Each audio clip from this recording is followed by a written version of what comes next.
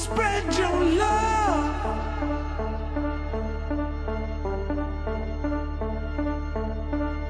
And hear what I'm saying now.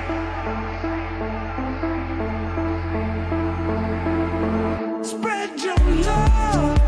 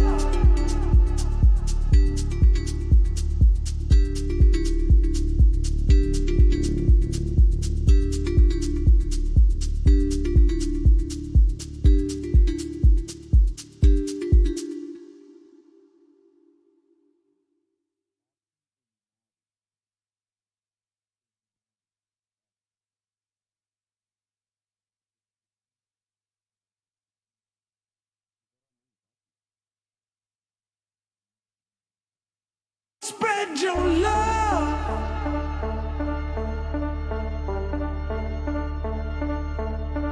And hear what I'm saying now.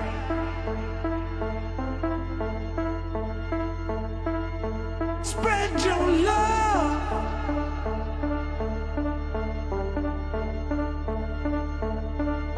And hear what I'm saying now.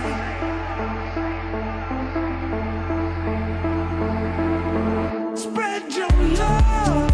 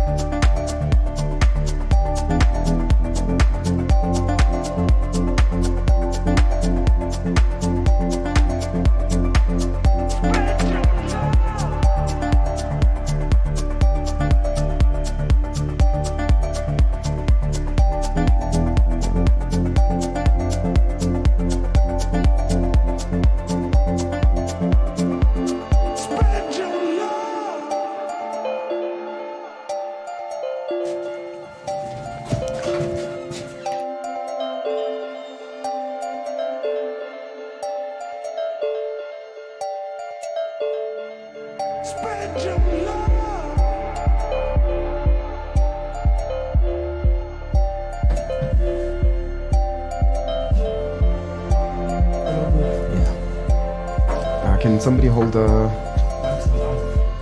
Spread your love.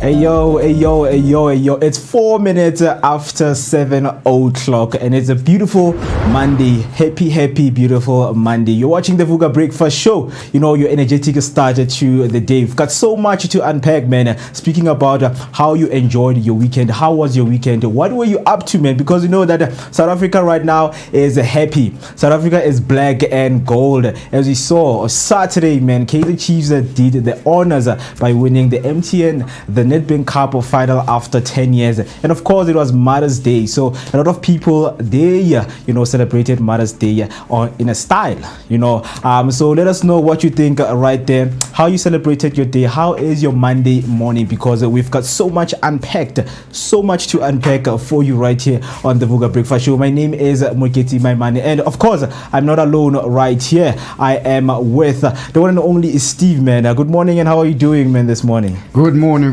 I'm doing quite awesome. As you said, the weekend was full of special things. Kaizer Chiefs won 2-1 from Pirates. It was a bad day for me. I won't lie.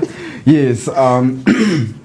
Yeah, but it's something that we're going to be speaking about. So do make sure that you stay with us. We are live right now on YouTube, Facebook, and also TikTok. Leave down your comment to tell us what you think by using that hashtag Vooka Breakfast Show. But each and every day in the morning when we start, we bring you what we call picture of the day. And you might be asking yourself, what is going on behind me? What are those beautiful pictures? Where is the place? And if you know it, do make sure that you speak to us and tell us about the experience that you had. So without wasting any more of your time, our picture of the day is the Union Building Gardens. So the Union Building Gardens is in Pretoria right here in South Africa, and it is surrounded by beautiful terraced gardens featuring indigenous plants. These gardens are a notable feature, including an amphitheater and various monuments like the Delville Wood War Memorial and a statue of Louis Botha.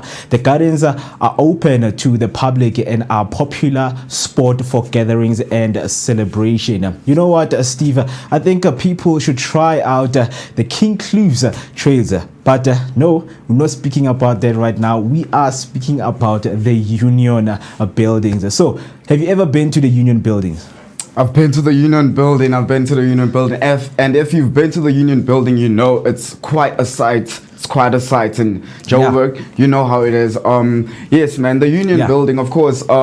People should definitely go try out the Union Building, see how it looks, have the feel, see the ambience in the air, Of course. Yes. So it's early in the morning, as you said. It's 7 right now. It should be 7:06 or 7:07. Yeah, man. I think it takes me back to when we went to the Union Building.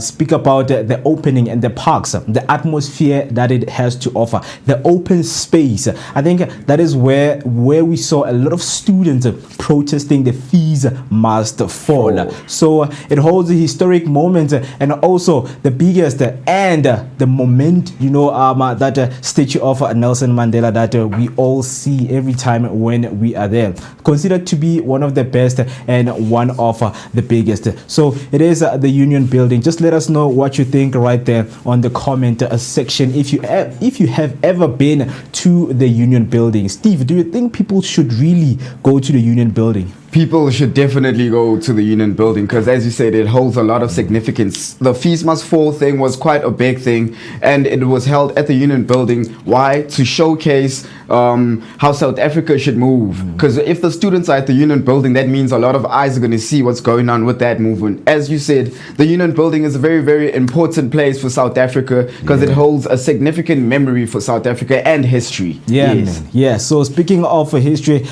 just go to Google. Google Union Buildings, and all of the information that you need about the accessibility and what they offer will be right there. So comment down below and let us know what you think if you have ever been to the Union Building. So that's all for our picture of the day. Of course, we know that we've got a lot of the things that we need to unpack right here on the show, as we have a jam-packed show for you featuring guests from various fields. So today we're going to be featuring Robin Wheeler once again. He was here last week Monday, but he was here based on motivation. So today he will be sharing most of the books, speaking with us about the books that he has written. You know that it is very important to have a conversation with those authors that we're going to feature right here on the show. So Robin Wheeler is going to be here with us once again, so you do not want to miss that conversation. And next we are going to be sitting with Miss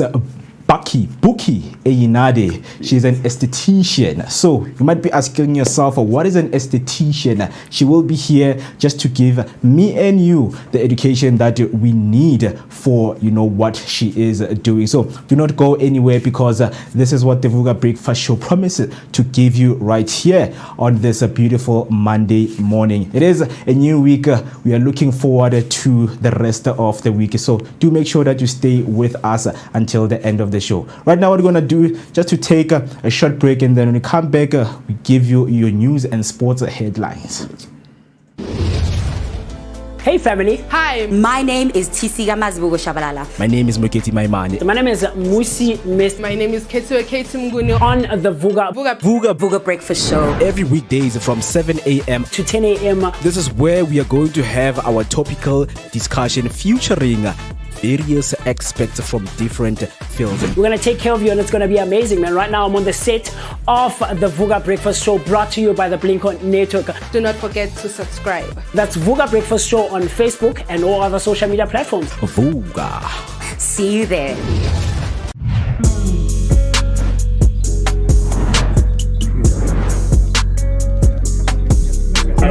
Well, yeah, Shopping Blossom memory.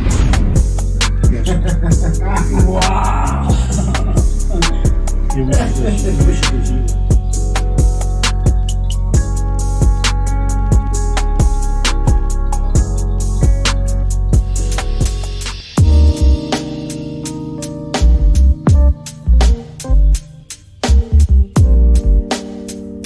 My name is Musi Mist. My name is Moketi Maimane. Catch us every weekday morning, Monday to Friday, between 7 and 10. Right here on the Vooka Breakfast Show, brought to you by the Blink-On Network. Always bringing you the best content possible. Vooka Nati, wake up with us and kickstart your day on a great note. This is your energetic start to the day.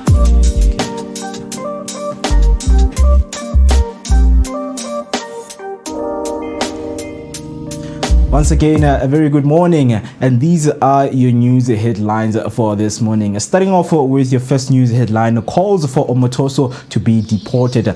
Nigerian evangelist Timothy Omotoso will appear in court on Monday on immigration charges. The religious community in East London wants him God. Omotoso was acquitted of 32 charges of rape, human trafficking, and racketeering in April. He was arrested again on Saturday morning for violating the Immigration Act. Church leaders in East London are standing behind the women who testified against Nigerian evangelist Timothy Omotoso. They marched on Sunday afternoon to hand over a memorandum demanding that Omotoso be deported from South Africa. Last month, the man was acquitted on charges including rape, sexual assault, and human trafficking. On the next headline, 49 Afrikaners to leave South Africa for US on a chartered flight. The first group of 49 Afrikaner refugees is set to leave for the US Army on Sunday. The group is expected to arrive in the promised land as soon as today, where they will be welcomed by Washington officials. It followed falsehood about expropriation and white genocide in the country. Pretoria says it respects the right to freedom of movement and association and won't stop anyone from leaving. That's all for your news headline today. Heading over to your sports news, starting off with football news. Nasreddine Nabi hopes cup victory buys him more time at Kaizer Chiefs. Kaizer Chiefs ended their decade-long trophy drought with a 2-1 victory over Orlando Pirates in the Nedbank Cup final at Moses Mabhida Stadium. Gaston Sirino's penalty gave Chiefs the lead before Evidence Makgopa equalized. Yusuf Marte scored the late winner, boosting head coach Nasreddine Nabi's hope of staying at the club. Despite concerns over Chiefs' league position, Nabi emphasized the importance of rebuilding. He credited key substitutions, including Mduduzi Shabalala, for improving the team's balance. Chiefs fans celebrated the long-awaited triumph, while Nabi remains focused on restoring the club's former glory. Now, on your rugby news, Stormers slayed Dragons to climb to 5th in the United Rugby Championship standings. The Stormers secured their 3rd consecutive URC victory, moving to 5th place in the standings. Wandisile Simelane opened the scoring early, while Damian Williams, celebrating his 100th appearance, contributed a try and 2 conversions. Stefan Ungara and Siabelo Senatla, Suleiman Hatzenbeck and Paul Devet also crossed the whitewasher in a dominant display. Despite a yellow card for Salman Murte, the Stormers controlled the match, with the Dragons managing only 2 second-half consolation tries from Aaron Wainwright and Dane Blacker. The Stormers' physicality and flair ensured an emphatic win. On your football news, Villa win at Bournemouth to boost hopes of return to Europe.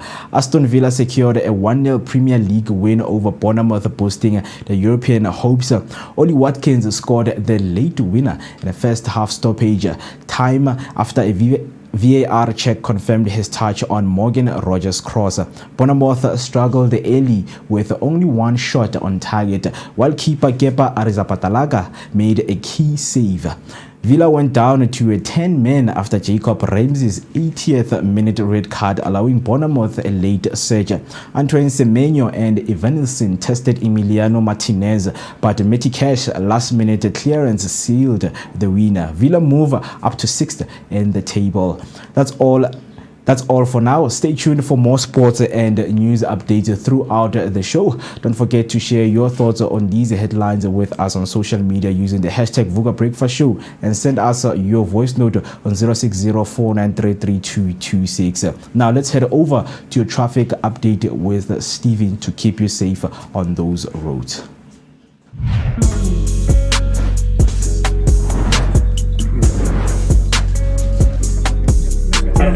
Well, yeah, shopping blossom many. Yes. Wow.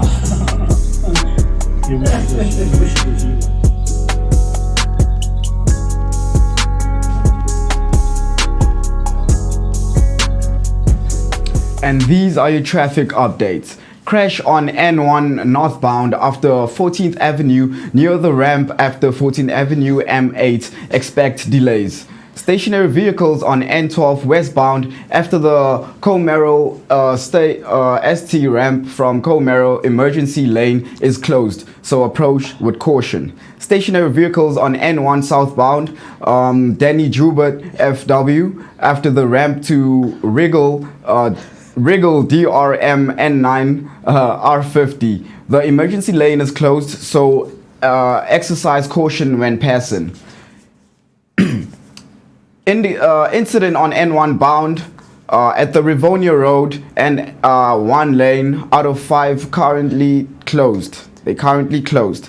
Crash on N12 westbound, the ramp from Banyuns Street and currently N1 lane out of 4 closed. Expect delays in the area. These are for the traffic.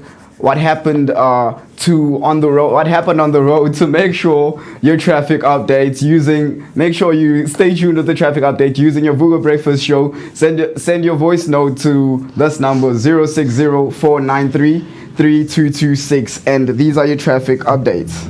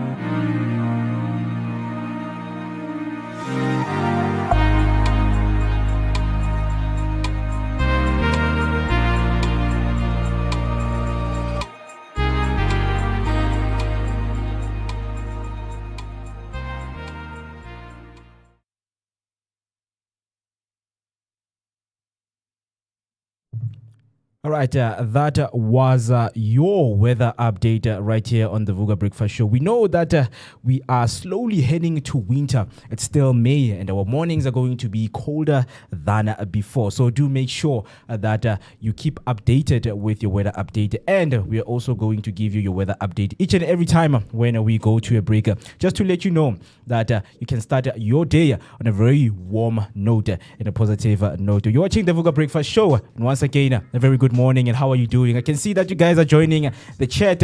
I will be with you, but just to remind you, do make sure to use the hashtag Vooka Breakfast Show. It is a Monday morning. We're looking forward to having a beautiful week ahead of us.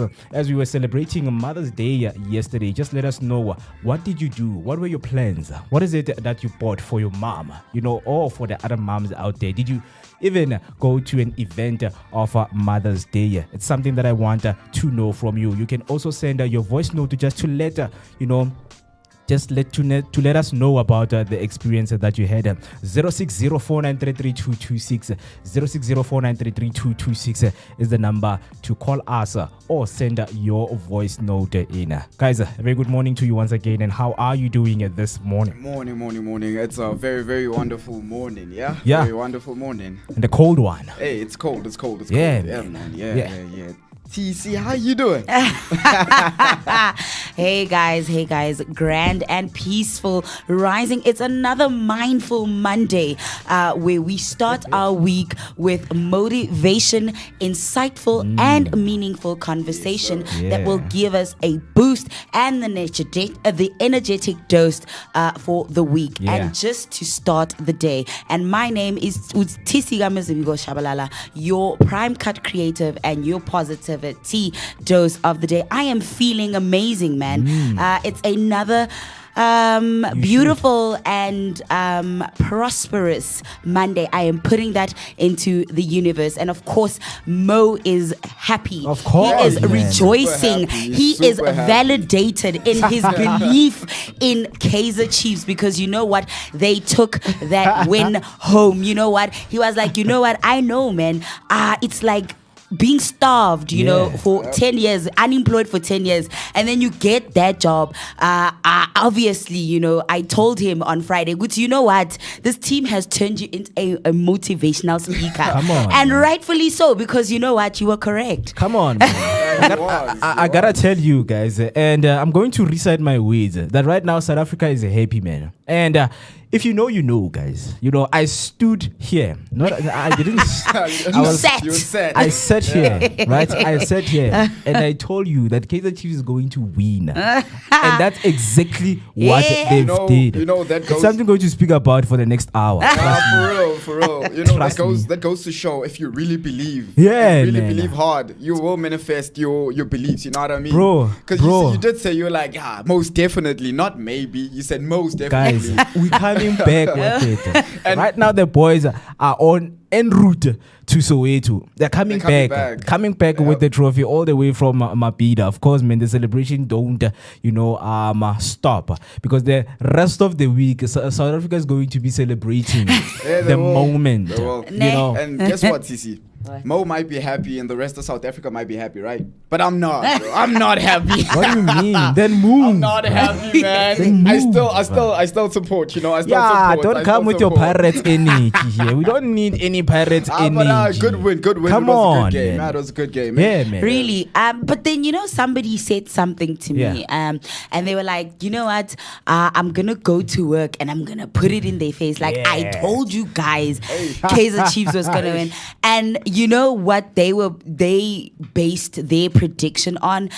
They're like, you know what, guys? Right now, we face a lot of betting, top bets, sports bets, and whatnot. So of course they were setting y'all up with that lose, because they wanted y'all to bet all that money on Pirates, knowing very well you guys are gonna lose all your money. Tell me about it. Because Chiefs was gonna win. But this person was like, you know what? You must not forget that sports is, not just sports, but it's a business. Yeah. And sometimes, guys, don't forget that perhaps, these people sit and have the conversations like, you know what?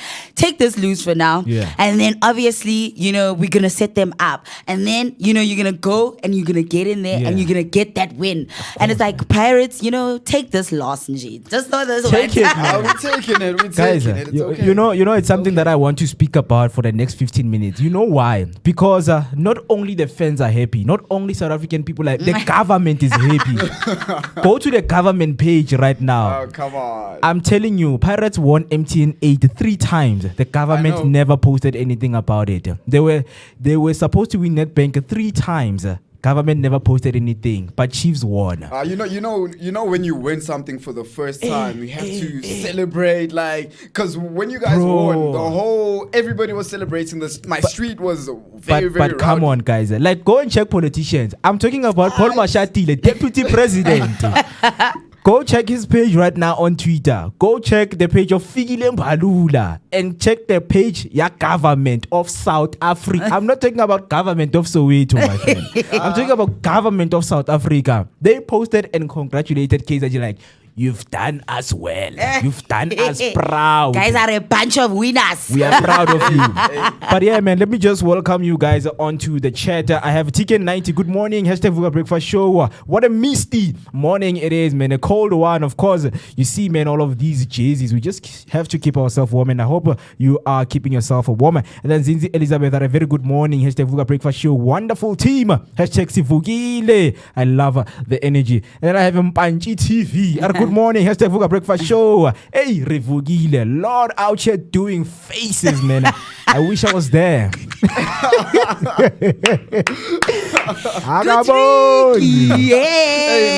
a tricky Monday not nice morning. being a Pirates fan this week. It's not They just- can't see. What do you mean, bro? They can't see the things now. You mustn't forget, Lord is a tattoo artist. He Yeah, spends man. a lot of time with light in his eyes. So I mean, if you're a Pirates fan, we should giving you a day off, just to rest, man. Because hey, you're still going to not see. Pirates, my Pirates fans, my Right. people, we coming back. And then I have Zinzi. I would like to issue a public to Mwekezi for doubting him as Kaizer Chiefs won over the weekend. Exactly. Public I want those apology. apologies. I want those apologies. People who are like, there's nothing you're saying, bro, because you guys are going to lose. No, but I did say, I'm like, okay, you know what? Based on your analogy, Ektenini, after that loss, they would have taken it into their stride and literally gone back and strategized and went in deeper. I was like, okay, if this isn't like, a draw, it might be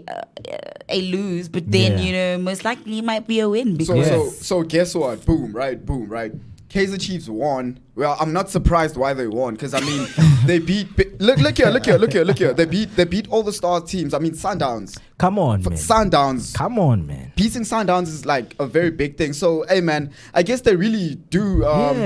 Man, you do deserve the win. After Come on, beating man. Sundowns, I see. It was clear. I'm just saying. It was clear that no, we are taking this trophy, man. bro, we beat Sundowns, man. you beat all the star teams. So all the star teams. It's okay. We're taking the lose. I mean, all I'm saying is that all the betting companies this morning, they are happy. Sports bets, top bet, you know what? All of them, they are happy, man, because you. I mean, only perhaps the loyal Chiefs fans are like, we are taking it. And then those ones, the doubtful ones, everyone's money is gone. Everybody lost. People are unhappy this morning because they are grumpy probably, and you are in for it because you know what, lose all their money. Of course, man. Sports bets, top Switch off that radio. Switch off that radio because the first thing that a taxi driver does is just to switch on the radio. Yeah. And all you hear in the news, hey, on the top headlines today, Kaizer Chiefs and defeated Orlando Pirates. on the Like, radio. oh my And goodness. you know what? The way they always go on when about the sports and when they've lost money. Bro, you can imagine how the taxi drivers are right now. Grumpy. Workplace is not going to be nice It's for not most going of to the be people, nice. man. Yeah, it's not Like, going to hey, be nice. If you're not a Chiefs. Kaizer Chiefs fan, of Yeah, course. man. You know, so it's things that people need to face, man. We need to remind you every week because South Africa is happy. And I've got clips, man, that I want to share with you just to see, the images and the scenes that were happening because the people yesterday they were even celebrating, man. The golden flag was being raised all over, right? So going back to our socials on Facebook, I have Khotso General, let's go.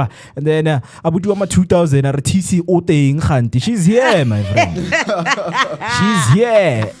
And then I have Mpanji TV on YouTube. TCR, my name is Us. Did you say your name is Us, Manje? No. Our morning maid. Did I? XOS. I don't know. I didn't hear that one. I didn't hear that either. Okay, Yeah. maybe I was. Maybe I need a some playback. Now you're Yeah, making me man. doubtful. Can't take it back. Play Can't back. take it back. And I reveal Rasa good morning. I'm a Vooka. I'm a #Vooka breakfast show. Hey, today it's going to be a long day with that flag with the bones. It's broken bones, now. Broken bones. It is the flag of Orlando Pirates. That's how we are describing Orlando Pirates. But you know what I'm Fans gonna say? Broken. You know what I'm going to say? You might Yeah. say broken, but all I'm going to say is brittle bones grow stronger. So we're going to come Wow. back stronger. We're going to come back stronger. Next You are time, consoling next yourself. time, Don't next console time. yourself, I'm doing man. this. I'm doing this. You are Guys, broken. Let's do this. Hey, hey, You are broken. it's okay, and man. cold. Broken, yeah, but never man. broke. And then Tembi. And then I have Tembi Mngere. I had a blessed and wonderful Mother's Day. My kids and grandkids wished a blessing upon me and they pampered me, man. Very nice, man. Some of the things that we want to hear about, yesterday's Mother's Day. How did you celebrate it, man? Did you buy, your mom a gift? Or if you are a mama, just let us know about the experience and the day that you had. And then Refile I had to switch my phone off. Switch them off. Switch them off because nisazozwa, right? And then Tembi Zinzi just sent through, a video that I wanted to play right here. I mean, it speaks to the confidence that the Kosi fans had, man, over the weekend. Because I gotta tell you, man, we went to that game with so much confidence, man. Confidence that you cannot buy anywhere. Right, so it's something that a lot of Kosi fans had. But right now, let us go to the video that Zinzi shared with us.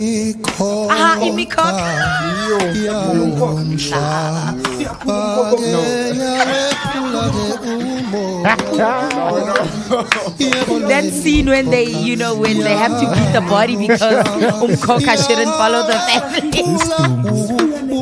Yeah.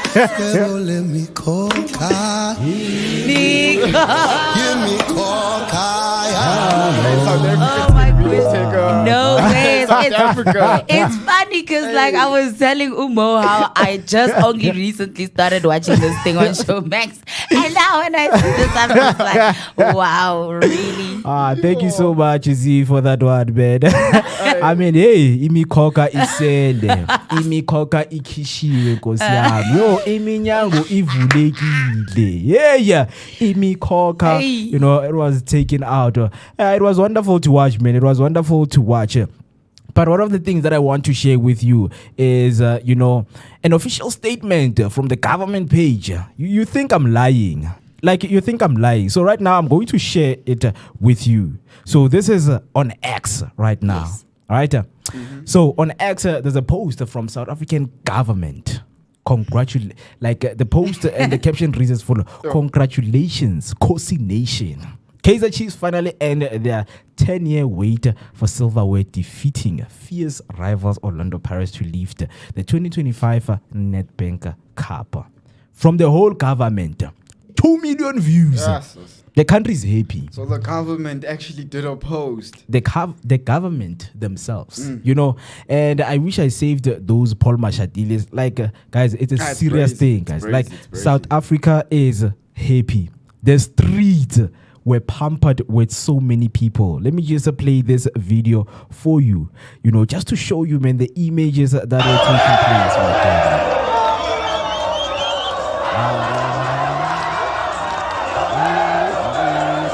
Filling up the streets. Shout out to Chiefs. Shout out to Chiefs. Finally, look at the streets, man. Hey, I see the streets are. I mean, look at the streets, man. The streets were packed. Jubilation. You know, this is people rejoicing, man. This is South Africa being happy after so long, after 10 years. 10 you years know, is a long time. of being in the sadness of you know, being in situation injustice. Justice has been served Saturday. You know, look at this, man. Look at this. You would tell yourself that where are so many people, you know, coming from? People were gathered. Oh, like even the people outside, you know, Moses Mabhida, that park that fans were told to go into. Oh, that park was packed. You would swear that was a stadium, man. Because remember that tickets were sold out, right? So while tickets were sold out, fans were actually encouraged to come to the fan park. Oh, and they came in numbers, man. Like the TV was there at Zondi, and you were sitting right here, and it was packed of people. And another one that I want to share with you are the soldiers at DRC celebrating Amakosi. What? You lie. What? Guys, at the DRC camp. No way. The soldiers that are fighting the M23 rebels. This is the scenes. These are the scenes right there at the camp, man. This is the Come on, man. the camp, the fan camp, yeah. Yeah. No, not the fan camp. Like the soldier. SANDF. Oh, this is no way. SANDF. No at way. DRC. That's crazy. South Africa. Yo, you took it to a different country. Soldiers. Are we supposed to be fighting? These are the people who are supposed to fight the M23 rebels. But it's not. But Kaizer Chiefs brought peace upon them. Right? It's nice to see South. Like Come on, man. South Africa is united because of Kaizer Chiefs now. You know, unity is back. Ubuntu. Yeah, Ubuntu. Buyele ezandleni zabantu. Right? A lot of people, man, you know, they're upset with what has happened. But I gotta tell you that a lot of people are happy, man. They are so happy. Even university students, man, they took it out to the street to celebrate Kaizer Chiefs. Let's see this, man. Wow. we're never gonna hear the end Like of this. I'm telling you, man, Mo is riding this train until the end. Nah, it's okay. It's okay. Let him ride it. Let him ride it. It's Yeah. fine. It's not him alone. It's I know, him it's and not South nice. now. But hey, man, hey, we're gonna hear. I know, this it's whole not week nice, It's just gonna man. be horrendous for us. Pirates, Chiefs. It's not nice. Pirates, I know. Chiefs must never happen again. Pirates and Chiefs. Yeah, man. And there's something I told TC and Afroberry, right? I told them, you know, that guys, you should look out for the country's economy when Kaizer Chiefs win. Like beautiful things are going to happen. So right now I'm trying to see if I can get that video, you know, that I saved of that guy speaking about the same thing that I was speaking about. But I see that I've lost the interview right here. But the guy spoke about the same thing that I mentioned. That you know what? When Chiefs win, bruh, the economy is going to improve. People are going to be employed because now the government is saying, the boys are doing good work. I will see. So we must do something nice and good for the people. But yeah, man, a lot of things were happening, and we saw, you know, with courage, you know, you can conquer so many things. That is what the Kaizer Chiefs taught us, man. And I'm glad that a lot of people, a lot of families, man, were gathered in the name of sports. Because I remember Jose Mourinho mentioned that, you know, soccer and sports are a religion, man. These are religious movement, man. You know, so I was glad, man, to see Imideni, like other families, man. Separation. But But because of sports. It was bad, man. It was bad because Kaizer Chiefs, yeah. And then now people start taking out secrets, but it's something that we are not going to speak about. Hey. You know, go to Chiefs lost, Chiefs won. When I remember in 2012 when you were like, okay, it's fine, guys. It's just soccer. It's just soccer. Relax, Mvetu. Relax. But yeah, man, let us know what you think. If you know, you were watching the game, are you a Pirates fan? Are you a Kaizer Chiefs fan? How are you feeling right now, man? How are you feeling? It's nyamang. Yes. I mean, I have to ask you, man, because you haven't answered that. How are you feeling as a Pirates fan? As a Pirates fan, fan, how did that lose?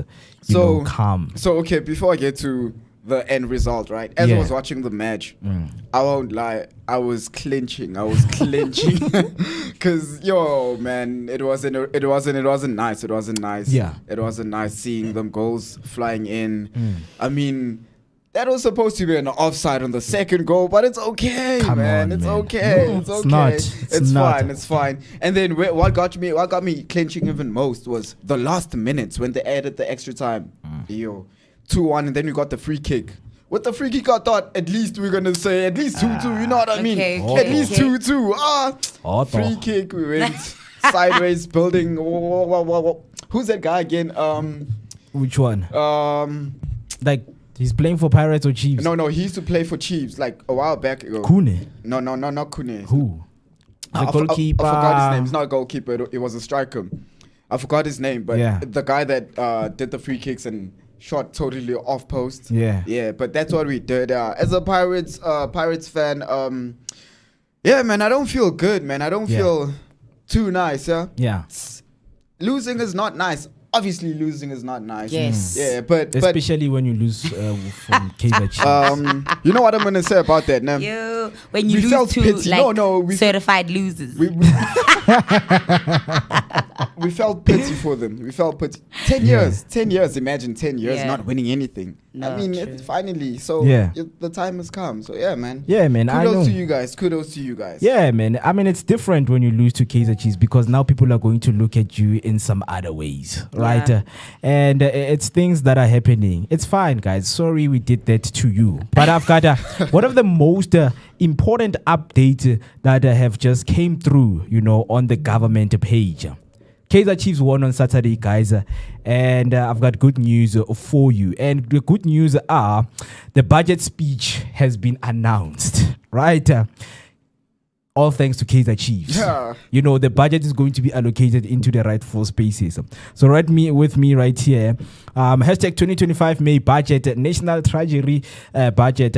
Minister of Finance, Mr. Enoch Gorongwana, will retable the 2025 budget review on Wednesday, on the 21st of May, which is next week, Wednesday, right? The budget will be reviewed and we're going to get a new budget as the 15.5% VAT was opposed and was scrapped. So we need a new budget for this year, until the next financial year. So it has been announced, so you guys should be ready for that, as so many people are looking forward to the budget, especially small businesses. It's a very good opportunity for them to raise their concerns. And the nice thing is we saw some of the political parties going to communities, to listen to the cries and concerns of the community members. That, guys, what do you need? Because if you tell us what you need as the members of the parliament, you're going to go there and submit your concerns. And then the budget will be allocated for those things. So it's a good thing. It's a good thing that the government has announced that. So you guys should keep updated, because that people, man, they always complain about, the cost of living. We know it's a very huge major issue for a lot of South Africans, but we are here to make sure that you guys are updated with this information. So Of course, man, it is still a beautiful morning. And speaking of a beautiful morning, Mpanji just shared his beautiful morning view from where he is and say, good morning, Vooka. There's a picture right there and saying, hey, mist is everywhere. Hey, Musi mist. Yeah. Where is he? He's everywhere. He's everywhere, but not here. But he's not here, but everywhere. He's Everywhere, out but there. not He's out there. He's out there, right? Here we've got our warmth, man. Here we have our warmth. But yeah, man, send us through, your morning view where you are right now, just to see, what your side is looking like in terms of this cold morning, right? Yes, sir. Thank you so much for sending through that picture. So what we're going to do right now, as usual, man, is just to take a short break and give you your weather update, because it is very important to make sure that you guys are kept warmer and you are updated with your weather update. And then, of course, when we come back, man, we're going to be bringing you the best history lesson that you have never had in your lifetime. Right now, it's 16 minutes till we hit 8 o'clock on the dot. And as promised, we've got guests that are going to come through. A reminder that we're going to have Mr. Robin Wheeler on the book review. If you want to know more about his books and his journey as an author, do make sure that you do not miss that conversation. And later, she is going to, Mrs. Buki Iyanade, an esthetician. She's going to join us right here. You must be asking yourself, what's an esthetician? What is an esthetician? She's here for us, for me and you. So do make sure that you do not go anywhere. So let's take a short break. Do not go anywhere.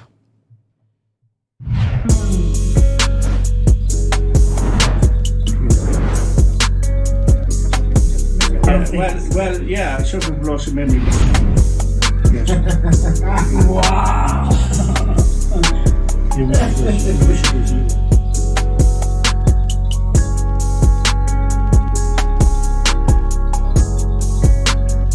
All right. Yes, sir.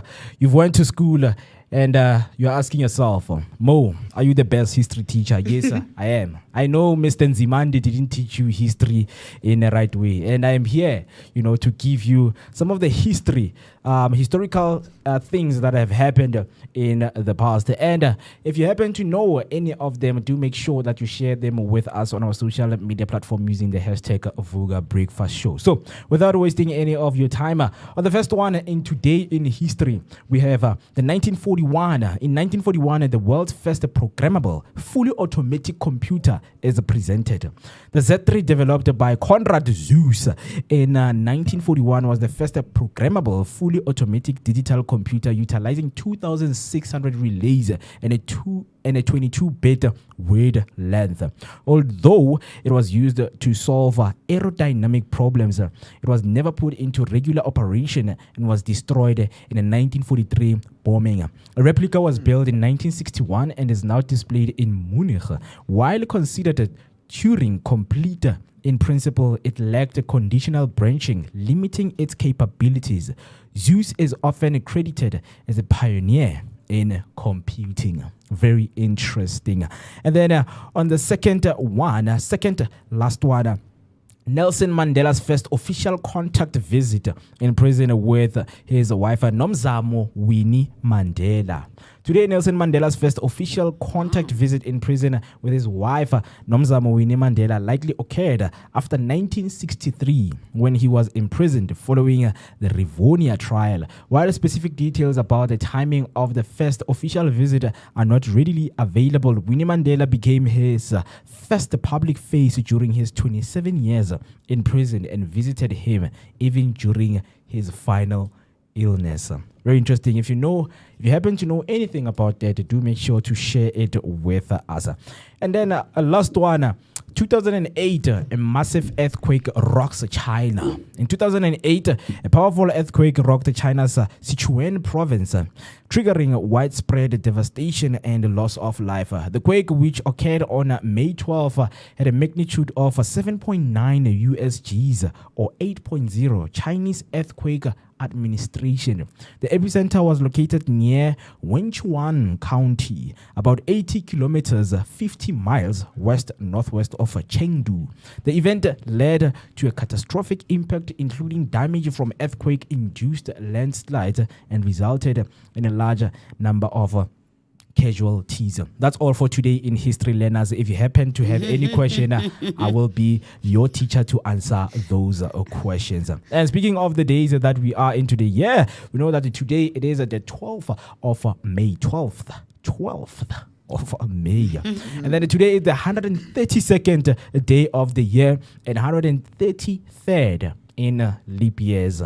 We are only left with 233 days on this year. And then weeks that are remaining is 32 weeks that are remaining on this year. So treat each day like it is a very important day. Celebrate your day like it is your birthday. And speaking of birthdays, we have celebrity birthdays right here that we need to celebrate. And before we go any further, if you are growing up today, you know someone who is growing up, your sibling, your friend or your partner, do make sure that you give them a shout out, and we're going to help you celebrate their birthday right here live on the Vooka Breakfast Show. On the first one, we have the one and only Marcelo Vieira. The best of the best. If you happen to know him, man, he's a soccer star, with his big afro. Brazilian player, born on the May 12, 1988, age turning 37 years old. Interesting fact about him, he's a Real Madrid most decorated player, having won 25 trophies during his 16-year tenure with the club. He's also second highest foreign appearance maker for the club, trailing only Karim Benzema. Marcelo, a Brazilian former left back, is widely regarded as one of the greatest in his position. Spending most of his career at Real Madrid, he won 25 trophies, including 5 UEFA Champions League and 6 La Liga titles. He captained the club in 2021 and later returned to Fluminense, winning the Copa Libertadores. A key player for Brazil, he earned Olympic medals and played in 2 FIFA World Cups, being named in both tournament dream teams. Happy birthday to Mr. Marcelo. The next one is Rami Malek. Birthday 1981, turning 44 years. Interesting fact about him, while he was cast as a terrorist in 2010, he refused to portray any negative depiction of Arabs and rejects roles that typecast him. Award-winning actor, best known for his roles as Elliot Alderson in the USA series Mr. Robot and Freddie Mercury in 2018 film Bohemian Rhapsody. Oh, yes. He also played Benjamin in the final Twilight film, Twilight Saga, Breaking Dawn Part 2. Other notable film credits include Short Term 12, Need for Speed, The Master and the Night at the Museum films. Happy birthday to the one and only Rami Malek. And then the last one is Young Izzy, right? Born in 1993, turning 32 years old. Interesting fact about him, he gained fame through her comedic and reality-based videos on Instagram and YouTube. Her Instagram account has over 1.8 million followers, where her YouTube channel has over 699,000 subscribers. Comedic personality on Instagram whose content has attracted more than 2 million followers to her Izzy account in 2016. She began appearing on the Family Project collaborative YouTube channel. Happy birthday, happy birthday, happy birthday. That's all for your celebrity birthdays that we have right here. If you happen to have any that you want to celebrate with us right here, do make sure to share your comment. And I can see that Revealer Razakhanzo came in and saying, happy heavenly birthday to my brother. Today makes his first birthday without him. Happy heavenly birthday to him. And this one is especially for him. Happy birthday! Woohoo! Yeah! Hooray! Hooray! Hooray! Hooray, hooray, hooray, Fifi. I hope, you enjoy his birthday. And I know wherever he is, man, he is looking, towards you. Towards upwards Wow. towards you. No, you can't be doing that. Don't make me laugh. It happens, man. Of course, we are also going to be looking after our family members, when we are gone, man. It's something, Yeah. it's projection, bird's eye view. You understand? You see everything, right? But yeah, man, if you happen to have any of the birthdays, make sure that we celebrate them with you. Okay, yeah. On YouTube, I have Abuti Wama 2000, 2 million views, 2 fingers in the air. 2 million views, 2 fingers in the air. Oh, please. Oh, yeah, I didn't get it at first also.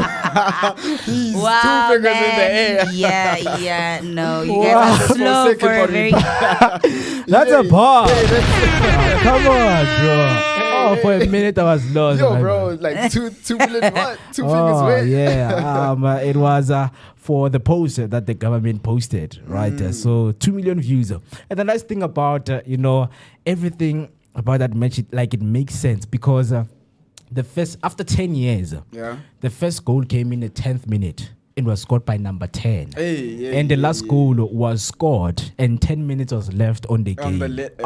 Come on, man. So when something is meant to be, it will happen. I guess If something is for you, man, it will happen. Look at the numbers. 10, man. Everywhere it was 10. But at the end of the day, we had to minus the numbers and only leave you with a 2, which is peace and love. The perfect climb aboard. Man. Yes, man. As we know that every day we celebrate weight. And before I see Zinzi coming through saying happy heavenly birthday to your brother at Refilwe. Thank you so much, Zinzi. And I hope Refilwe is seeing that message right there. Right. So, as you know that every day we practice what we call word of the day. As we aim to improve our everyday vocabulary. Yes, sir. Because vocab, people will tell you it's out there, man, you don't have a good vocab, right? So you need to improve your vocab. Speak of things that are not intricacies, right? Yes, Wow. So, Mo. So- but the use of that word, man. dog. Like- intricacy. Yeah, man. And then our word for today is very interesting, and we would like to share it with you, right? So, while I am generating it up right there, so I just want to make sure that what I have here is something that is going to show on your screen, right? So let me send it to the technical teams so that they can see the message that the word, of the day. And please, if you are listening right now, do make sure that you use that word with us. Let us practice using these words. Let us make sure that when we are watching, we practice using these words so that we can also hear and learn from you guys, who are watching and listening. I know maybe you don't have the privilege of typing, you're working and doing something, but if you have the privilege of typing, we're going to go through this word for word, letter for letter, so that you can understand. And when you understand, we encourage you to send through, a sentence and how you would use the word in your day-to-day basis, right? So, you've got the word, right? So the word is okay. Do you want to go through the word? Like I'm delegating. I'm delegating. I'm employing you. Be employable. Be employable, man. So the word for today is a bombshells. So whether you thought you wouldn't have been able to pronounce such an easy word? No, I'm just giving you something to do. Wow. I'm employing. Oh, wow. Like I'm He's job, giving you employment. job. What do you call, man? Job opportunity. Job creation. There you go. It's job creation, guys. Right? So let us look into what bumptious mean. By the way, bumptious is spelled as follow: bumptious. It's a bumptious. So I have just a thing right here. I don't know if it will be okay. Audible. There we go. Okay, I think it's right here. It's right here. So let me quickly go to the word and play it for you, just to hear the proper pronunciation. Yes, we are saying bumptious, but So let me just play the correct pronunciation and hear if we are correct by pronouncing it right. Bumptious. Bumptious. Bumptious. Bumptious. Bumptious. Okay, it's okay, Mo. Bumptious. Bumptious. We get it. Wait, hold on. Bumptious. Before you give us the meaning, right? It's a bum. I'm joking. hey, Mo and Nyash. Bumptious. Before you give us the meaning, use it in a sentence, and let's see if our viewers at home in the comment section try getting the meaning of the word before we actually say the meaning of the word. And also on WhatsApp, interact with us on 060-493-3226. Yes, sir. Yeah, but I think it's going to be difficult. You think? Nah, nothing is ever difficult, bro. Do you know Unless what you give it a bumptious try. mean? That's why I'm saying use it in a sentence so we can exercise So our it's brains. better to go through what it means, and then after going through what it means, then we give them an example sentence, and then they come up with their own. Because that's how we were taught. Because we had tough heads. Man. Hey, cool. Let's go through. I'm going to give you an example, right? So, hey man, it was bad and for that the hate, teachers, Mo. man. You're right. Shots. Hey man, we gave our teachers a hard time, man. It's like, come on, guys. I can understand why it was hard. The answer is 4. 2 plus 2, 5. Guys, the answer is 4. 2 plus 2, 5. Like, I'm retiring. Where are my benefits?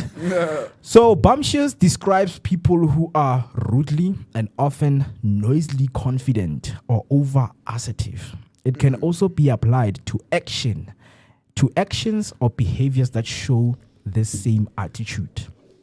Right? Bumptious describes people who are rudely and often noisily confident. Right? So let's take keywords right there. It's rudely and noisily confident. Right? Or people who are Overly assertive, yeah. Right? It can also be applied to actions or behaviors that show the same attitude. That is the meaning. So let us give you an example sentence that, when you hear it, you can create your own. Our host, okay, this is a sentence. Our host apologized for the bumptious party guest who caused a scene before being asked to leave. Right? Our host apologized for the bumptious party guest who caused a scene before being asked to leave. That means, the party guest was rude or maybe was noisy or maybe over assertive. It's those actions that can come with different behaviors and attitude. So let me repeat that again. We are all, we have a task, all of us here. Yep. If you don't have a word, we have a punishment for you, or a sentence. If you can't form a sentence, we have a punishment for you. So, our host apologized for the bumptious party guest who caused a scene before being asked to leave. Right? So, right now, the activity starts. Everyone here has 5 minutes to complete the activity, to use the word bumptious. Right? So, it means bumptious describes people who are rudely. Right? So, wherever you are, you know someone who's bumptious, or when yourself you are bumptious. That's why when we read this name and the meaning, it hurts in your stomach, right? So how would you use the word bumptious? Let me start with you, Steve. Cool, no problem. Bumptious. Okay, cool. This morning I had a tattoo client that was very, very bumptious towards us. How bumptious was Hey, she was very, very bumptious. Was she noisy? Was she rude? She was okay. It's a mixture of rudeness and noisiness at the same time. Just horrible mixture. Yeah. Oof. So overly bumptious. Yeah. So how do you deal with such No, clients, man. so when that happens is you You just bump the cheese up. you can't bump the cheese up now because now I mean, you've already like given them, right? You can't say, you know what, because of the inconvenience of having to deal with your just unsavory character, I'm just gonna have to add some extra money. It's gonna be like, excuse me. no, not even extra money. I just stay cool. Just stay cool. Nah. Yeah, you're gonna feed off the energy. So yeah, guys, let's not be bumptious, okay? TC? Due to my dominant and outspoken nature, I am often mistaken to be bumptious. Nice. Nice. Yeah, man. You are bumptious. She is. No, I'm mistaken for being bumptious. Yes. Yes, I'm mistaken for being bumptious Yeah. due to my dominant and So outspoken. how do you nature. deal with that? We're noisily confident. No, She says she's mistakenly said so, right? I So, mean, how do you- this voice, man. I know. I'd like to say, I like to say that we were all given certain parts of our character, our being, and that's literally what makes us unique. And the voice, my tone of voice, I like to believe that I was made to be commanding. I was pictured to be like a commanding presence. I mean, not just in the way I speak, but in just the way that I am. Yeah. So I don't know. I deal with it in that, Yeah. I try to sometimes use my inside voice. Yeah. It's a I good try thing, to man. remain calm. Yeah. Voice, You which know, is and the try soft to be rational and not be emotional. Yeah. And sometimes I like to reserve my comments. Yeah. Yeah, just Yeah, man. that's how I mitigate that. Yeah. So, Alright. In like- some scenarios, but in some I'm just like, Yeah, exactly. Viewers, It's like, I'd like to whatever. confirm she's very, very bumptious. Hand gestures also, hey. Yeah, man. it's more of emotional intelligence, because I've seen that not all of the people practice being emotional intelligent. Yes. Like they just can't detect, man, anything. yeah. It's like I'm busy. Social cues right off. When now why? Yeah, like what? Like come on, guys.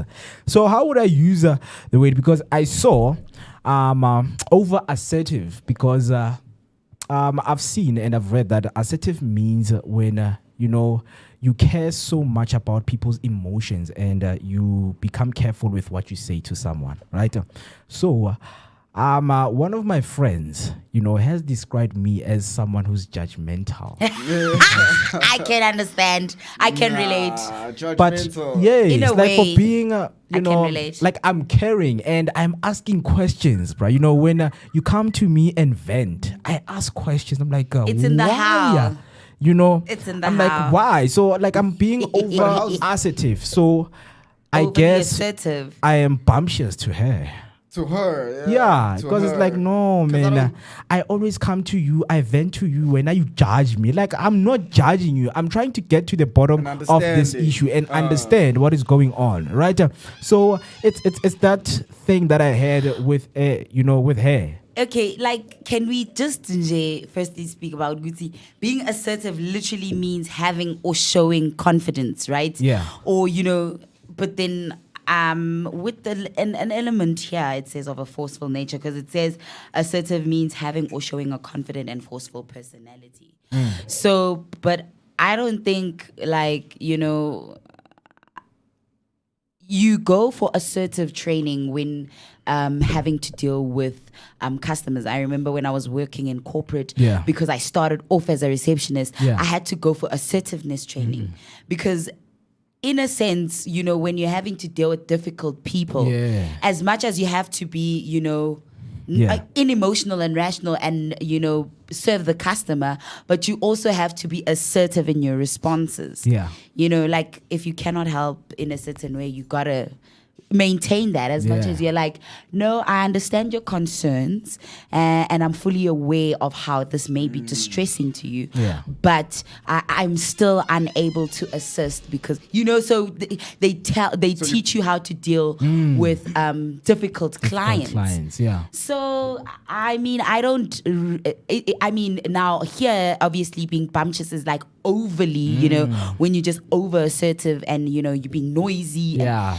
I mean, I usually do that when I'm like passionate about something. So Of course, man, we can attest to that because I mean, with most of the people, they have this thing that when I'm being given this job, that means I can handle every personality that comes into the room. Yep. Yes. So it's like someone will tell you, no, it's my job. it's my job. It's no, my it's job. You can't tell me how to do my job. So I think on that one, man, for me, yes, my friend saw me as being bumptious, with this thing. But now there's bumptious in context right here that I want to read. Okay. So it says she comes across as bumptious, irritating a 10-year-old who believes that her main vice, her steamroller self-confidence, is a virtue. Yes, that's deep. It's deep. She comes across as bumptious, Bumptious. right? Irritating a 10-year-old who believes that her main vice, her steamroller self-confidence, is a virtue. Oof. Steamroller self-confidence Steamroller is a virtue. Yo. Yeah, there. And then let me see if our students are doing the activity. But I see no one. 5 minutes has passed. But you guys have No not been students. here. Hector, Tururu, Students, Zinzi, come on. Tururu, Come on, Tembi. teacher. Be Everybody assertive, be silent. But I have Banele Mni saying, Artie, oh, so bumptious doesn't mean someone who's blessed with their behind. I think we should change its meaning to mean that. She's bumptious, bro. Yeah, man. You've got a great future behind you. She's bumptious, man. I think we can make a new word for that one. Yeah, so I mean, he's also stated that I think we should change its meaning to that. I think we should give a new word towards that meaning, which could be nyashes. Yo, bumptious. Bumptious, nyashes. Bumptious. Ish, yeah, ne. Bumptious. What is Nyashes. Nyashes sounds like a nice word. No, nyashes. You love this term nyash. Come on. You love it. Nigerian term.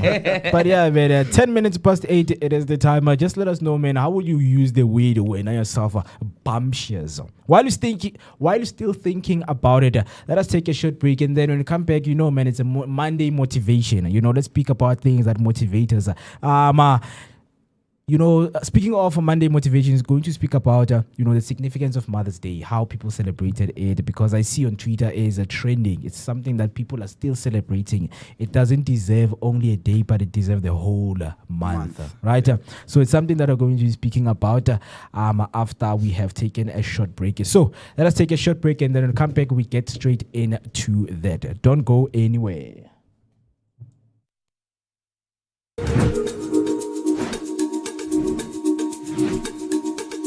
Escape the ordinary and discover the extraordinary with Swell Appeal Tours.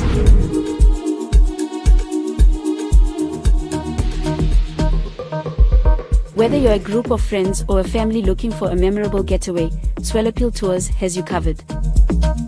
Our all-inclusive tours take you to South Africa's most stunning destinations, from the scenic beauty of Mpumalanga to the vibrant life of Gauteng and the coastal charm of Durban.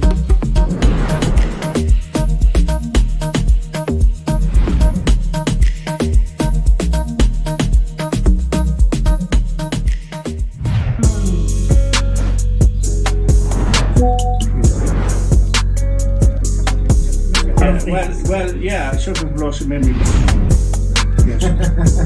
Wow.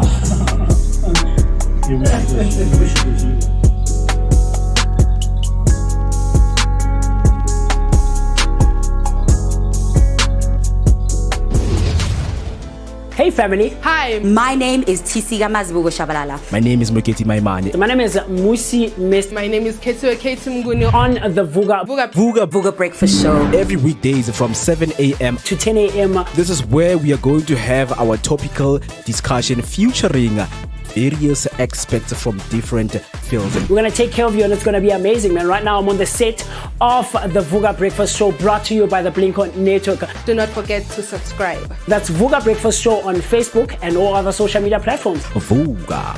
See you there.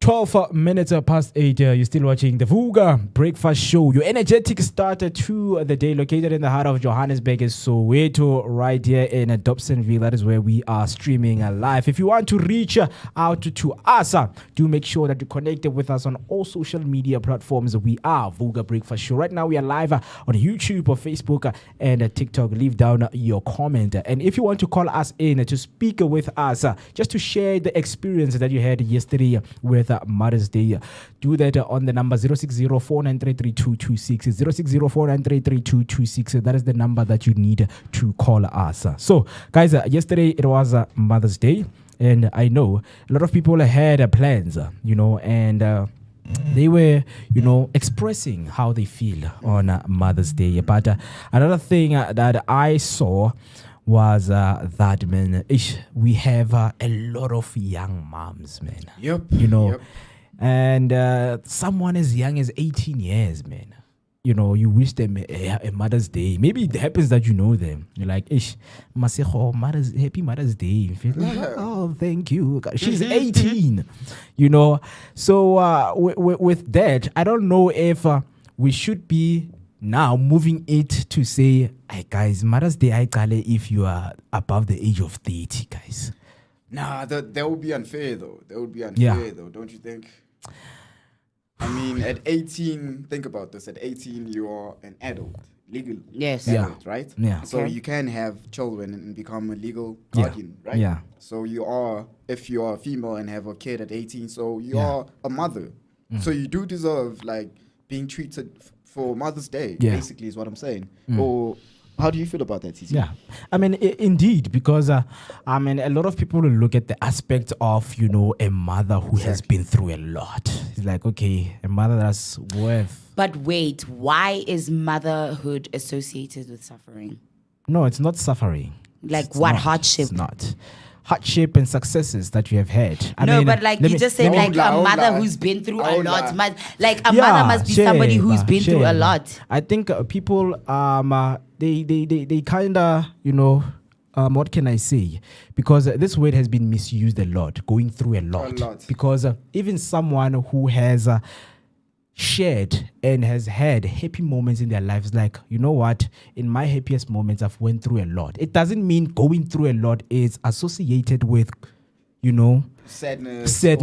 I know people who do that. It's like, I've went through a lot of good things, because you're not specifying that what is it that you went through. A lot of what? Yeah. Okay. So it's both, going through good things, a lot of good things, a lot. It's like you've celebrated achievements, you have, done this and that. Because remember that I don't know if, do we have to know if this mom was not present in one's life, to say happy Mother's Day to you? Because it's happy, not sad Mother's Day. Yeah. It's happy mother.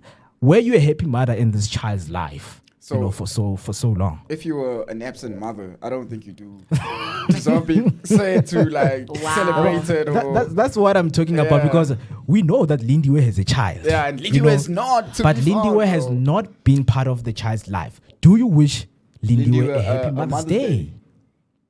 And she hasn't been part of. She hasn't been part of the child's life, but we know that she has a child. I mean, isn't this the same conversation people have around Father's Day? Who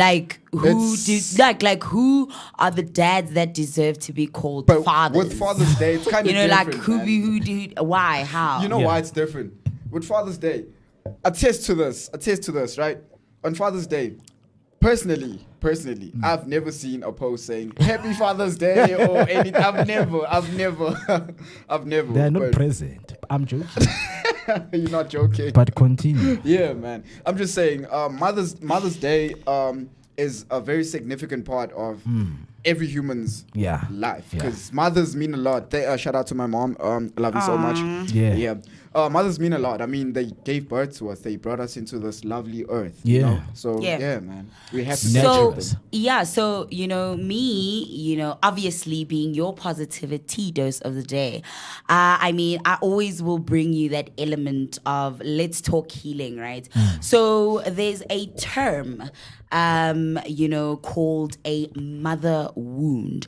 Do you guys know what a mother wound That is? sounds. Mother wound. Yeah, so I mean, this Mother's Day, it's something that I wanted to bring light on. And of course, part of, my journey with the Sacred Sundays experience has been that we look into the different, issues that we as people face. So, when it comes to emotional pain and, emotional healing, there is something called a mother wound. Nice. Yes. So this term refers to the emotional pain and patterns that arise from a mother's inability, often due to her own unresolved traumas, to meet her child's emotional needs. So now That's talking deep. back That's to deep. That's deep. that question you just asked. Yeah. Yes. Yeah, Now it man. goes back to that. Yeah, thank you for raising that. Yes. Because it's something that we need to educate ourselves Yes. into. Because it's a culture, it's a tradition. Sometimes you grow up in a house like they're celebrating days, but there's a day where you're going to ask that, why am I celebrating you? Because you've never been present in my life. There's people who have stories where, and it's actually a common sight in African households, Black African households, where you find the mother and the daughter don't get along. There's a disconnect between that, and it comes into looking at the deeper psychological causes for that disconnect. And now that is where now terms like the mother wound come up, and it also impacts the way in which you form your relationships. And mostly even men, you find that because of the way they view their perspective on women, it can come from a deeper emotional scarring that has to do with an emotional disconnect. Because I mean, who is your first nurturer in this world? Who is the person who 90% of influence, as much as we say fathers, when the Father's Day comes along, and we talk about the emotional scarring that happens when kids grow up without dads and whatnot, but then what about the scarring that happens when you do grow up with a mother, but one who has not herself gone through some sort of healing and has emotional and psychological trauma that she has not dealt with, that now manifests in her parenting style, and as the primary caregiver and nurturer now passes on to you as a child, and now that affects your way of connecting with other human beings and ultimately your perspective on the world. life. I love. Do you ever think about that? Hey, yeah, man. Yes. I think I do. Most of the time, because I grew up in a township that was detrimental to a lot of people. And you would see people name calling their mothers on the street. That's disgusting. Man. And shout out to all of the mothers who are trying by all means. Even though they were not given those right resources, and they didn't grow up with that, with the tools that we have today to nurture our intelligence into understanding the just the environment that you are in, because we know so many parents who gave up on their children. Like, you know what, I can't do this. Let me just give away this child to someone out there. They will take care of them. So it's a shout out to moms who try.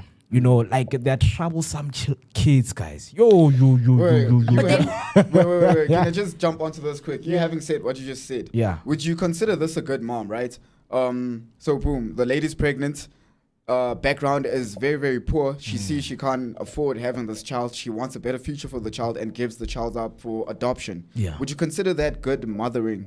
Or So Good now it actually now this brings us to that argument that, like, I like to say, that always happens around even when there's Father's Day. Like, what is a father and what is a dad? Yeah. So now because of course Mother's Day, and I mean we've been seeing these stories, and I mean with this Jocelyn Smith, is it Jocelyn Smith? Yo, Jocelyn Yes, Smith, so man. like, cases like that where now, we're seeing these things in social horrible. media and whatnot.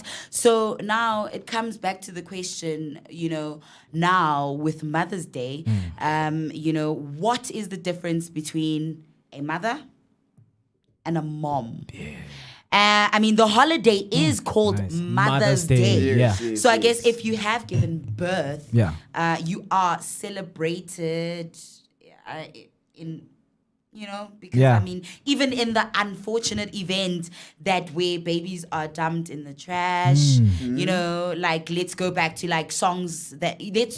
like hip hop, right? Yeah. Okay. Songs like Brenda's Got a Baby by Yeah, Tupac. Tupac, yeah. And then also his own tribute to his own mother, Dear Mama. Mama, yeah. So I mean, the contrast between those two, like the subject or that topics of those two things. I mean, Brenda's Got a Baby is about a girl who's gone through like sexual abuse, Right. and now she's got this baby, Yeah. and then also now his mom, that relationship where now she had to go through a lot of trauma. Now that mother wound, that song is a perfect example of what I'm talking about when I'm talking about the mother wound. I mean, Yeah. the Tupac's relationship with his mom was very complicated because at some point it's like, I hate you because you put me through so much. Yeah. But then I love love you you at the because same I time, also yeah. understand that you as a woman had to go through that, and there's certain things you dealt with that I didn't understand. Yeah. So But it didn't paradoxical. excuse the fact that as a child,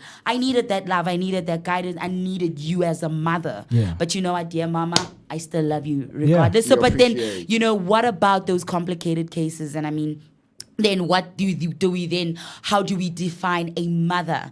And then what is a mom? When you say mom, that's like a term of endearment in a sense, like a personal bond that you have formed with that person. But a mother is by virtue, that is what a term given to somebody who has given birth. Yeah. So are you a mother just by virtue of just being able to give birth, or are you a mom by the bond? I mean, you don't have to give birth to be a mom, but by virtue of having to be a nurturer, that bond. So- I'd love to hear the people's thoughts and opinions on that. Do share with us what your thoughts and opinions are on Mother's Day and the significance of what being a mother is, and in your opinion, the role of mothers in society. How deep does it go? The roots of that, are they the builders and the pioneers of the people we see today, the kind of people, the kind of humans and characters that we get to experience in our society, and the biggest influences of nature. Yeah. Essentially. Yeah. So yeah. It's a very broad subject, I have to tell you, because I love that you mentioned, some of those things, because now people are growing up, in this era, Yes. which there are so many misconceptions, because the questions that we are asking, who deserves to be celebrated as a mother? Because there are so I many mean, things. we even have arguments about what is a woman. What is a woman? I woman? mean, Hey, if yeah. we See can that have one. conversations that where one. now questions of what exactly defines a woman or womanhood, I guess, mothers and motherhood That being- comes up to the fore as well. So that being said, question, it's kind of controversial. It's kind of controversial, very, very controversial. So, boom, okay. In my hood, now, there's a lady. A lady. Okay, let me get back to the backstory of the lady, right? So she used to be a male. Now she's a female, right?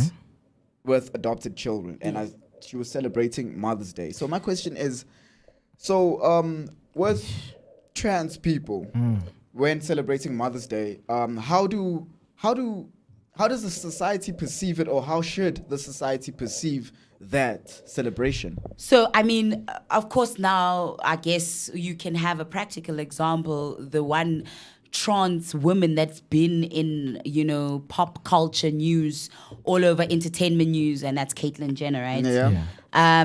Is it Caitlyn? Is it? It's Who's that? it should be no Caitlyn. Yeah. No, Chris. Kris Jenner. No. Like Akiri Bruce went. So he Bruce Banner. like. No, not Banner, Jenner. Guys, What? my brain right now is. I need to make sure I think that the I'm name talking is about the just- right person. Is it Caitlyn Jenner? Technical team, know. just please I don't know. check for us, please. Yes, please verify that information for me Yes, but real go on quick. with what you were about to say. Yes, so with that, like we're now. Is Yeah. it Caitlyn? Caitlyn Jenner. Okay. Okay, yes, so now because we're looking at that, and we've had those kind of conversations, Yes, and yes. these are things that have come up, and where it's like, okay, now their children, her children, right? They would be like, okay, now it's Mother's Day. Yes. What do we say? Because now, on Father's Day, when, Caitlyn was Bruce, Yeah. it would have been like, Happy Father's Day. Yeah. And now it's like, okay, Now now on Bruce is Father's Caitlyn. Day, do we still say Happy Father, Father's Day. because like ultimately you have fathered us. Yeah, but guys, I think it's normal today because every single mother's child, they go on and say, my mom played the role of being a mother and a father. And Okay. on Father's Day, they're like, I would like to celebrate my mom. Yeah, okay. Because she played a role of being a father to me. So happy Father's Day to my mom. Right? So both, even with the lady, children can, Yeah, I wish- mean, okay. Are you saying by virtue, like, Yeah. like So now, basically even on saying- Father's Day? Yes. I mean, now on We Mother's Day, celebrate- somebody who had been predominantly just been raised by their father, Yes. who's been just, Can they say didn't, happy Yeah. let's say their mother passed away at a young Yeah. age, and they only ever been raised by With their the dad. their father. Yeah. So on Father's Day, they, by virtue, because they've. Their father has mothered them. Yes, there's yes. So mothers. they Makes they sense, are it makes they, sense. they they deserve to be celebrated on Mother's Day. Makes sense. I'm celebrating my dad on a Mother's Day Because your dad because has They've mothered you. they've mothered me. Yes. Okay. Mothered So- and fathered. So Yeah, even with transgenders, No, I it's guess the same thing. yeah, yeah, it makes like sense. Happy Father's Day, Dad, Mom. So, yeah. Same thing. So I've Nelly Siwemncir, hashtag Vooka Breakfast Show. Good morning, guys. Sivugile. Very good morning to you. How are you doing on this beautiful Monday, Miss Nelly? And then Refueler Khanzara, shout out to all the mothers around the world. I mean, there are a lot of single mothers out there, but they're raising their children so well. And a mother is not only a person that gave birth to you. Right? Then she comes back and say, appreciate all mothers out there. You deserve your flowers while still alive. I think this day, it speaks to all of the mothers out there. And if you know that you have played a significant role to your family or your children, of course, you know that you deserve to be celebrated. So okay, I have a question for you then, Mo. Are we then after all these points are made, and I mean we've shared these points and we've made we've given these perspectives, are we then now saying that Mother's Day is not gender centric? Specific. Yeah. Centric, Yes. like centered Yes, around. yes. So are we also saying that Father's Day is not those? So these days They're are not not gender. about gender. Yes. Yes, most They are about definitely. roles. They're about Yep. roles, exactly. What role, did your mom, your dad play Play into in your your life, life? yeah. We need to celebrate that. That's how we should be seeing it, because with culture and tradition, I see that we needed to, transform these things, because if it's Mother's Day, you can't say, no, Dad, it's not your day, look the other way. Yeah, No, yeah. You have to include I mean, them also. sometimes even your dad plays a huge role into what your mom is today. Yes, not your sometimes, all mom the time. plays a huge role And vice into what versa. your dad is Yes, today. yes. It plays a both ways. So, okay, I mean, then, an opinion, that's been shared is that then I guess you can only have you only have one mother, but many moms. Yes. You know, and then but then I like you're saying instead of because I mean ultimately you're saying that the two coincide because they support each other, mom, dad, either way, and when one isn't there, one has to do both. Yeah, stand in. So then we should just coin the holidays Parents' Day. Parents Day. Like, As you know, simple as that, where man. you just celebrate the figure in your life that has made you feel, you know, has nurtured and groomed you to be who you are today. Yeah, man, because we are seeing. But then again, I don't know. I mean, wouldn't others like argue that you're just taking away? Like, No, you you're not know, taking away there's- anything. You're not taking away man. anything. We're 'cause not. I don't know, You're man. not I taking guess away anything. Because I feel like we should all celebrate life, you know, and Life, love. Yes, with celebrating life. also- get- and also- okay, and see you, wait, mom. wait, And I get also- it, see you, but mom. Wait, Check, isn't check, it the check. same? Like we could all just celebrate all the wins, but this one, you got Kaizer Chiefs now. This is the most it's like different. significant one. Yeah. That's why every After day. such a big drought, but then you know, you not then taking away. You know how we celebrate- If you would just be like, you know, like this win is just like, Yeah. you know, it's a win for it's just a normal win. You know, it's a win, but then it's a win after a long time of not winning. Yeah, so no, are you're you right. don't take You're away right. from? You're Wouldn't right. you then take away from it if you just dumb it down? Like, you know, just get it to like it's for everyone. It's for So Yeah. you feel like saying Parents' Day is taken away from the term Mother's Day. From yeah, the, to say like now you're literally shining the light on a specific, you're celebrating a specific type of person. Now thinking about it, I think you're right. You know, because with Mother's Day, I mean, it has been taken to, you know, as far as having a Mother's Day gift shop. I still stand by what I said. Yeah. I still stand by what I said. Because, bro, you could be a single father out there raising your child alone. You know, on Mother's Day, raising a child alone as a male, you still do nurture the child as the mother would. Yeah. Or, you know, as close to the mother would, you know. So on Mother's Day, you're also supposed to be celebrated, yeah? Yeah. Yeah, that's what I say still. I still stand by what I say. Yeah. Okay. I think it should be in both ways, because if there's both parents, then we can say Parents' Day. And then if, you know, there's a mother and it's Mother's Day, let her be celebrated for being there. You know, I don't know. Because It's kind of confusing. It's confusing. kind of confusing. But it's Mother's Day, Please share guys. with us- Shout share out to with all us of your the mothers thoughts. out Yeah. there, Share with you us know. your thoughts. Yeah, shout out Yeah. to all my baby mamas out there.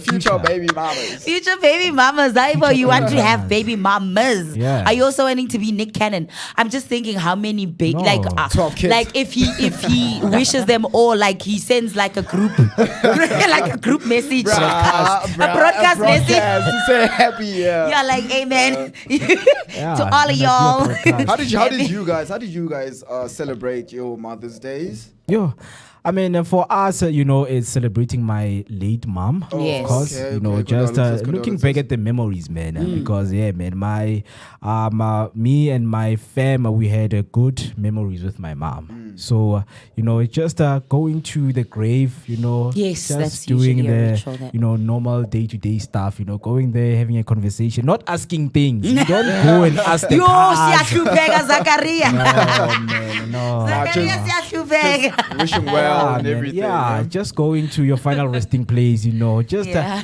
I mean, it's nice going there and, you know, like just Paying acting homage, like basically. it's Paying Paying homage, homage. yeah, just Yeah, spending time. you know. I remember I saw this one this one video on Facebook. So this lady, man, you know, like to have a sense of humor, guys. You know, sometimes turning your pain into comedy, and that's like literally what we do here on Wednesdays. So, you know, this woman, like she's got her husband's urn there, and they're like having like a whole. She's like, remember when you used to be able to to talk back to me. Now look at how quiet you are.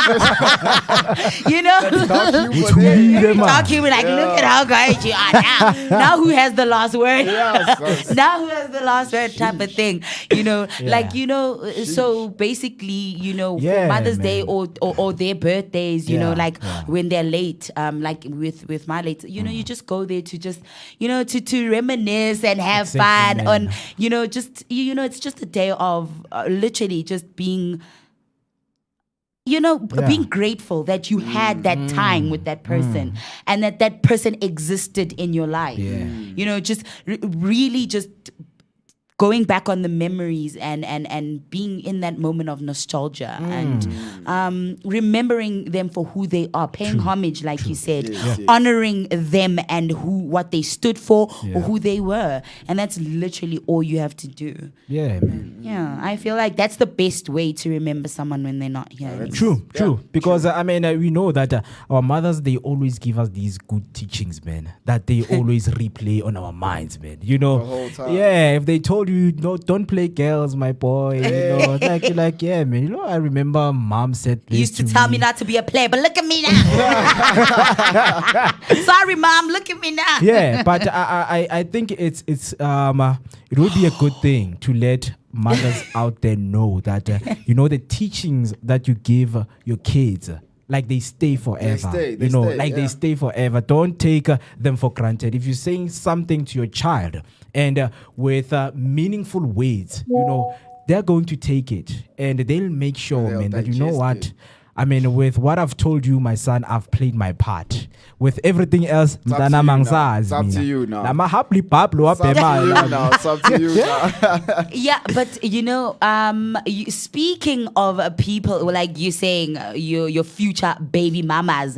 So a comment from an anonymous says, "Who is Nick Cannon? We have our own hashtag Penwell." The black pen. The black pen. Guys, Penwell Maloja, like that guy, guys. I like his ideas, man. Ideologies. You what? Ideologies. Wait, but sometimes, sometimes someone can say bad things and do bad things, but there's something and there's that, part of their life that you like about them, especially, when it comes to self-mastering and self-belief, man. And understanding. His belief, man. Like you really understand that you're toxic and then you just stand on business. How's that toxic? Lady in this. You understand? Like I understand. I am aware that I'm selfish. I'm toxic, and I am very I believe in the fact that I am toxic and I'm gonna stand on business. You know what's crazy? Another future. You know what's crazy, Mo, right? You know what's crazy? Masculinity now in today's society is described as being toxic. Toxic masculinity. Why? Yeah. Why is that? It's not toxic. People are becoming not weak, toxic. Man. Whoa. People are weak people now. Are becoming emotional. We cry over things. There was a lady, they were running a marathon. They were running a marathon, and there was a part where they were walking. And then this guy, was just joking around and saying a marathon is not for people who are walking. And this lady, she caught feelings. You can't say that. Exactly. You know, guys, we're just becoming emotional with small things. That's why it's as much as it's like when females empower females, it's female empowerment. Hey, the whole country can stand on their feet, bro. But when it's us males, it's toxic masculinity. Toxic masculinity all of a sudden. These ones are being toxic. No, I've never said that. It's never been that. It's never been that. I'm all for men being men. We give you your place. You deserve your place in society. Yeah. When your role is being played and you are the co-builders of our nations. You can't have yin without yang. Yeah. You balance us out. Happy Father's but Day sometimes ngathi ningashiswa nonke because mabashiswe. Bro, she's paradoxical. She wants to say yes, but she's saying no at the same time. Man. I've been returning this to Father's Day. Hey, happy Father's Day, guys. Happy Father's Day to all the fathers.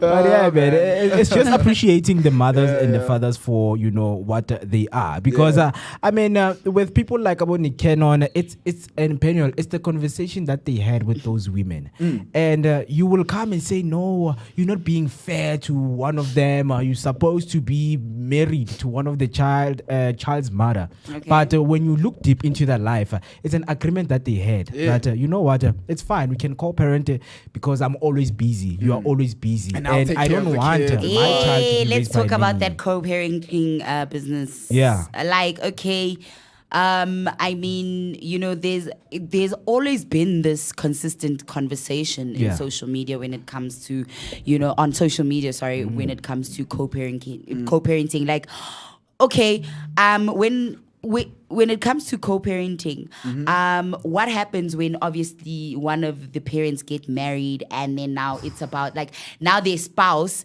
has to get involved in how the child is raised. You know what happens? Hey, sometimes there can be such conflicts that come from there. And then that's when you get the terms of baby mama drama.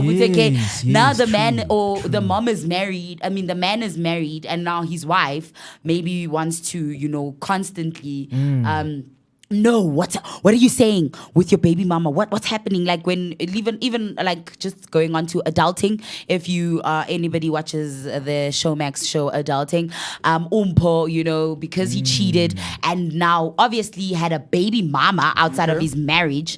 Now his wife suddenly was like, no, call her. I want to hear what your conversation is with her. Like I want to, or like now, where does she get involved with the parenting schedule? Things like that, where now she wanted to no, call the child now, talk to the child now. This is the I want you to have quality time with your child now, in front of me now. Because now you're afraid because there's this stigma that la amanzi age amakhona azophinda ane, one thing, exes going back and forth with each other, and baby mamas always sleeping with their baby daddies, whether they're in relationships or not. Well, on that one, I don't have I don't have kids, so I cannot No, comment bro, on like that one. it's something that you're going to face, because sometimes in life you will tell yourself that, you know what, God, I want to prevent becoming a baby daddy of someone I don't. But man, life will lead you there. You can never say never in life. Yeah, Jolo man. But, ugugile. hey, man. Even Life- marriage will kill you At the because same people time, think they're at the safe same in time, marriage. we before the child is born, right? You choose the partner, right? Eish. So choose well, guys. Let's choose well, man. The thing of co-parenting, I've seen that even the court, they're trying by all means, to make sure that they manage this well, because yes, we can go to court. The court will tell us, guys, schedule. You have to see him on Thursdays. You have to see him on Wednesdays. we go. Yeah. But they don't understand the dynamics that we face outside of court. Thing is, it's deep. Things happen, guys. If it's a Thursday, the father needs to come and take the child, and emergency occurs. You are somewhere else with the child. Hey man, the baby daddy is calling. Where's the child? Like, no, something happened and we're not home right now. And then this is going to be a back and forth. Back and forth, yes, I knew that you don't want me to see my child and things like that. Yeah, but that's It's why even tricky. shows like Paper Geld, they tell you Yes.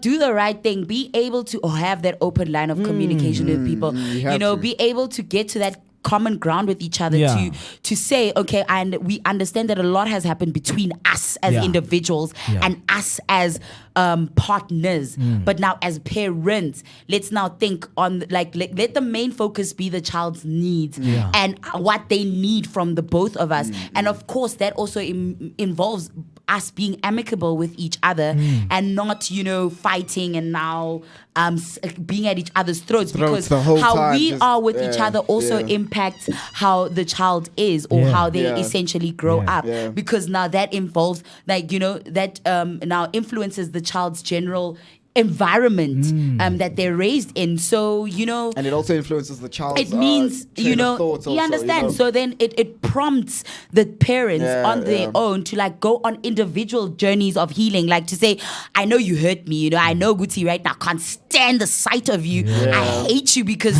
what, when you did and these things happen. so these things that's happen. how then co-parenting can work best when you both have healed from your relationship in order to put the child's needs above first. Your own, differences. And then that's when now, you get to that common ground where you are able to like navigate the child's, growth journey. But also co-parenting is also like science, rocket science, man. It's like very, very people must difficult, talk, man. Human emotion is not even such if an you easy thing talk, to man, even navigate if People sometimes. must talk, guys, because people, this thing of having a personality of saying I'm nonchalant doesn't work here. How can you be nonchalant? That's where you're going to be screaming over people's walls, wanting to see your The whole child. time, just Because you couldn't have a simple conversation with a person that, what, this is the time when I'm going to see the baby like, no, I just But wanna it see also my child. takes a certain just level chill. of self-awareness. If you don't know what is bothering you and where you need to start on working on that, that can now then lead you to manifest that in different other areas involving like how you then obviously deal with the father of your child and navigate that relationship in raising your child. So, but man. Yeah, Mother's Day is a beautiful day that needs to be celebrated for all the nurturers, the MVPs, most valued parents. MVPs, most valued parents. Your mama, if anything, if anything goes wrong, the first, because when you are in trouble, when you are down and out, when you are at your most vulnerable, even as a baby, the first word that comes out of your your mouth usually is mom, mama, mommy. So you know what, the beautiful mothers this weekend, I hope you know that you are valued, that you are the builders and nurturers of this nation, and we are grateful to you for everything that you do for our communities and raising those future leaders and pioneers of tomorrow. Yeah, and you deserve to be celebrated each and every day for the heroes and the heroes that you are in our lives. Right? Like Migo said, mama. So happy Mother's Day to all the mothers out there. And 12 minutes past 12 minutes till we hit 9 o'clock on the dot. Still watching the Vooka Breakfast Show. I can see right there Hector Takalani coming through on YouTube saying hashtag Vooka Breakfast Show, hashtag Vugile, hashtag Morning Guys, hashtag Black and Gold. The country's happy. The country's happy. Welcome once again, Mr. TK, right here on the Vooka Breakfast Show. I hope that you're going to be with us because we're going to take a short break because Mr. Robin Wheeler is here in the studio for your book review, right? So what I want you to do is to grab a cup of coffee. Do not go anywhere because we're going to have a very beautiful conversation with him right here on the Vooka Breakfast Show. So right now, let us keep you updated with your latest weather update. Do not go anywhere.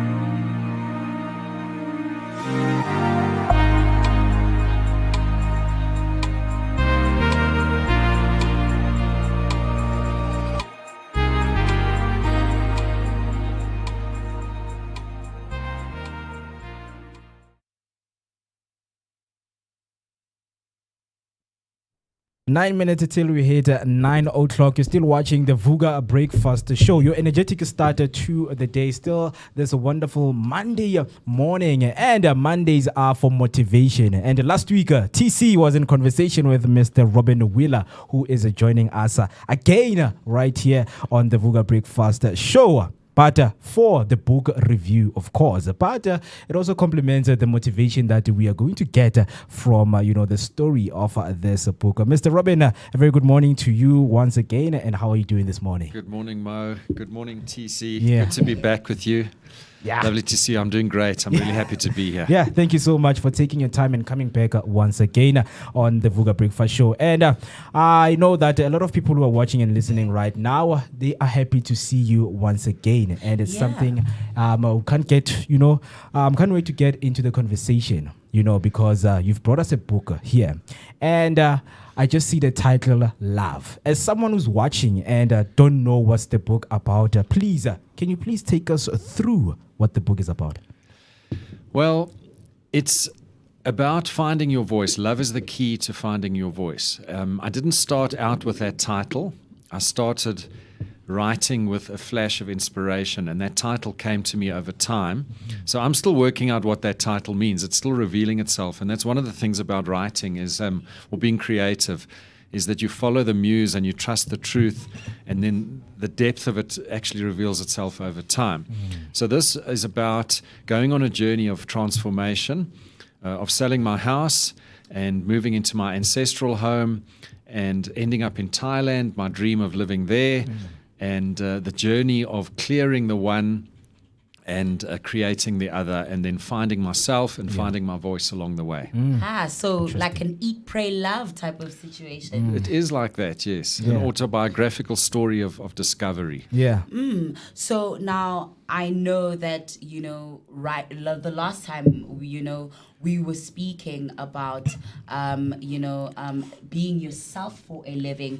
And now, this book, right? So can you connect the two in a way that can let us know as a whole, how now you as Robin, are yourself for a living? Yeah, so I mean, people say to me, what do you do? And then I say, my brand is being yourself for a living. Yes. And then I leave it with people, because some people are like, oh, what does that mean? Yes. Other people are like, wow, that's the future, or that's the dream come true.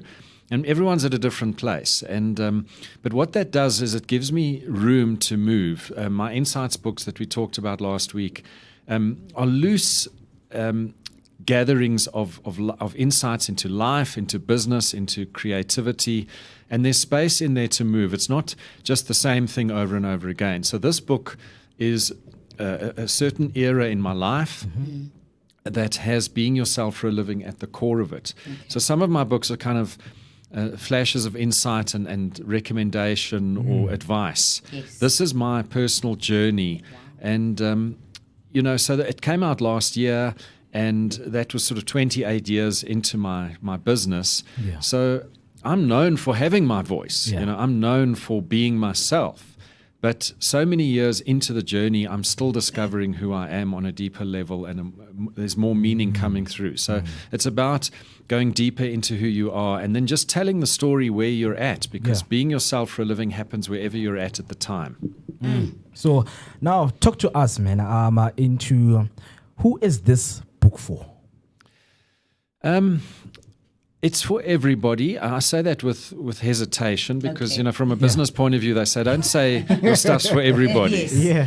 But my stuff is literally for everybody. Even my insights books, I say to people, they're for readers and non-readers. I often have people say to me, oh, I don't read, I haven't read a book since I was 16. And then I say, just try this. Read the first chapter or the first 2.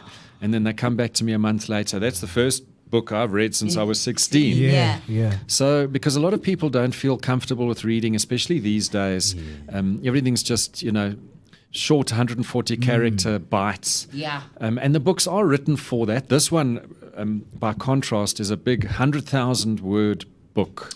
400 pages, a proper journey. It'll take you, if you've got time, it'll still take you a month to read. Yeah. And it's deep, you know. It's so each chapter, each paragraph, sometimes each line is something you'll put down and you'll contemplate it. Yeah. But the thing there is that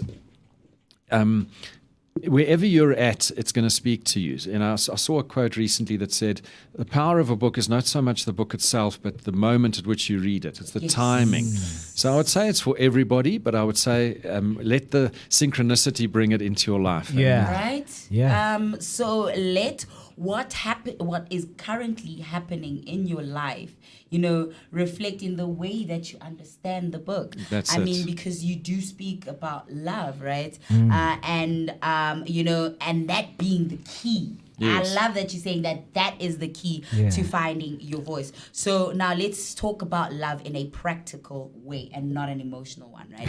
So how does love help us unlock our voices, especially in a professional or a business context?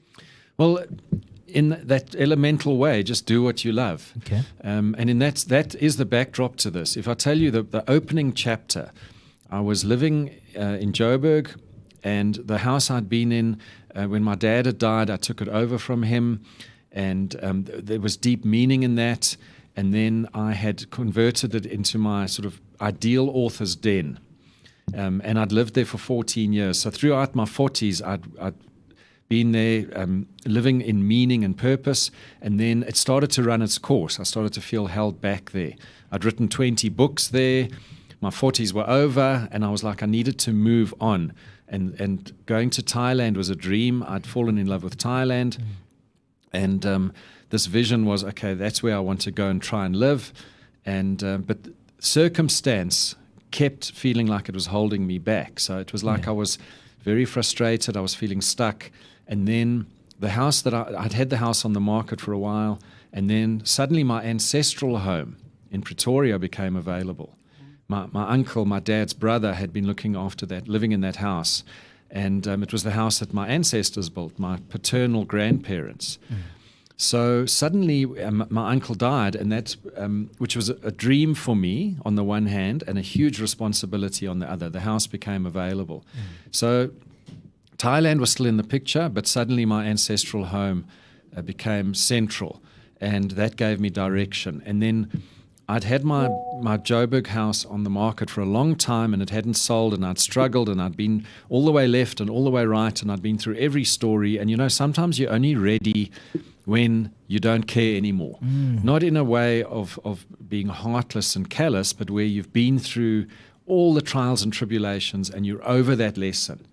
And one Friday, people came and looked at the house in Joburg, and they liked it, and it turned out that that man that bought it had grown up next door to the house in Pretoria. So that synchronicity was suddenly all galvanized, all kicked in, and I knew this was right, and that's where the book kicks off. So all that energy, that spiritual energy gathers, and then when the time's right, you get sent on a journey, and that's what this book shares. So Thailand, you mentioned that you ended up in Thailand, right? So, I mean, you know, going from your ancestral home to Thailand, how has that helped you, in the sense, find your own voice in virtue of this book, using writing, obviously, as the tool to do so? Yeah, so as you so insightfully see and say there, as soon as the change happened, I started writing. So the opening chapter is that moment of shift. And I had this dream of Thailand on the one hand, but then I had this calling of my ancestral home on the other. All places I love. I love Thailand. That's my place of freedom and being able to write, and my place of joy. But then on a much deeper level, in a sense, there's my ancestral land. So that where I stay now in Irene, my grandparents, your roots, and very much from an African perspective. You know, like Europeans don't speak this language, and I said a little bit of that last week as well. The African brand and the African soul, that thing of your ancestors is tremendously powerful, and that is love. Those are people who've given you a heritage of love. Yes. Yeah. And if you don't understand that, there's something missing in your life. And if you do, you become enriched. And that alignment with your ancestors, whether living or deceased, is central to your well-being and to your success. Yes. So, for example, my grandfather, who was R. Wheeler, Richard Wheeler, Yes. I'm R. Wheeler. Ah, And the house look at plans that. say new residence for R. Wheeler, 1953. And 70 years later, R. Wheeler Yeah. came, and so that full circle was there. And the journey of writing was so central to that because my grandfather was an engineer on the railways, but he wanted to be a writer. And only at the age of 56, which is what I am now, he was about to retire and he started writing. So he wanted to be a writer. He had a career. He put his 3 sons through school. He had a pension so he could live into his retirement. But there was an unfulfilled side of him. And I came along and I not only became the writer, because when I set out to be myself for a living, I was 27. So I realized I needed to A, go for it, and B, go all the way with it. It wasn't like a half-mast thing. Okay, I'll stick around for 5 more years and see. It was like, this is my purpose, let me do it. And I got meaning and direction from looking at my ancestors. So my gran was a teacher, and the area I'm from now in Irene, she taught at the primary school there. She taught all the people who are now the elders there. So it was returning to my roots. What I do is teaching, what I do is writing, and all of those answers are built into each of our lives if you've got the awareness and the readiness to look into it. Yes. And to me, there's no tool stronger than writing to bring that out. Very powerful, very powerful. And now, I want to get into the conversation of you as a businessman, because when you think about love, you can explain it, in broad ways. But now, let's talk about someone when they hear love, all they think about is relationship. So how will this book deconstruct the idea of love is only a relationship you can have with someone? Yeah, so my partner and I, went to Thailand together. So the relationship part of the love is in there. Yes. And it doesn't necessarily answer those questions. It doesn't say, we had X, now we've got Y, here's the answer. Yeah. It lets you travel along with me and resonate with that. So that part of it is, your intimate relationship, your personal relationship, that form of love is very central to it, as is the ancestral love, as is the vocational love. Yes. So love has got all, the Greeks have many words for love. Yeah. The English language just has the one, and then you have to kind of try and unpack it. Yes. But then the Eskimos have many words for snow. We just have one word for snow. In fact, in South Africa, you probably don't even think of snow. No, yeah, true. So that thing of what is love actually, and ultimately we are love. We are in our very essence. The whole of life is love. And as you get to know yourself, you come closer to your core, to your true essence. So it's a journey inwards to yourself, and then in the different forms, a journey of expression and connection. Wonderful, wonderful. Right there on YouTube, I have Hector Takalane saying, hashtag, if it's nice, we rock it twice. Yes. Welcome back again, Mr. Bob. I love that. Thanks, Hector. With a conversation that you can have with an author, because a lot of people, they struggle with grabbing a book, and start reading. How important it is to connect with your audience, physically. Maybe you are having a book launch and you're speaking to someone who sees the title and they don't know where to start. What is the importance of going through and just letting them know the contents they're going to find inside the book? Yeah, so writing itself is it's a vocation. It's a labor of love. You do it for love. You may do it for strategic purposes. If you're thinking more in business, you might write your book specifically to build your brand, specifically to express your teaching, and specifically to promote your other business ventures. And that's a big part of it. But if you're an artist, it's different. You tend then to just follow the muse and your inner voice. And that then takes you where you need to go and where everyone needs to go. So in terms of then, I say to people, the book business, because even if somebody else publishes you or if you publish yourself, it's more or less the same. The book business has 4 major sections, and they're more or less sequential. First is writing the book. Second is publishing the book. Third is distributing the book. And fourth is marketing the book. So what you were asking me there, Mo, is about the marketing side of it. So once the book's written, which I always say to people should be in your authentic voice, because if you're not doing that, it's not... If you, even if you're lost at sea, if you express yourself authentically, that will work. It will resonate with people. If you're trying to be too strategic, that comes across and it looks like it's conjured or it's manufactured. So always follow the artist within. You can always edit that into shape. Sure, it's good to have a strategic direction, what you're trying to achieve with it. But when you get to that point of then the book coming out and it's available in the shops and you now need to promote it, you're now connecting with people like we are today in a very different way. And the author's job is to do all of that. So, I mean, you know, we know from our conversation about being yourself for a living that, you know, you do deal with businesses where, you know, with your retail vision book, you know, you involve them in a writing process. That's right. Fully booked is the process. Fully booked. I love it. Can you take us through that process, like how that happens and how you come up with that and then it gets put into a book? With pleasure. So, I mean, when I first put out my first book, it was in 1999. And a few years before that, I started out in 96 with this Being Yourself for a Living vision. Although I didn't have the words for it yet. It was a feeling, it was a direction, it was a vision, also very much informed by my ancestry and my background, psychology, corporate human resources. And I set out, and then that byline came to me, Being Yourself for a Living. And then people started saying to me, oh, you should write a book about that. And I was like, okay. And it took 2 or 3 years. I'd been writing for the media, and I actually went through a pressure patch, and I suddenly realized it was creativity coming through. So I sat down and wrote this book.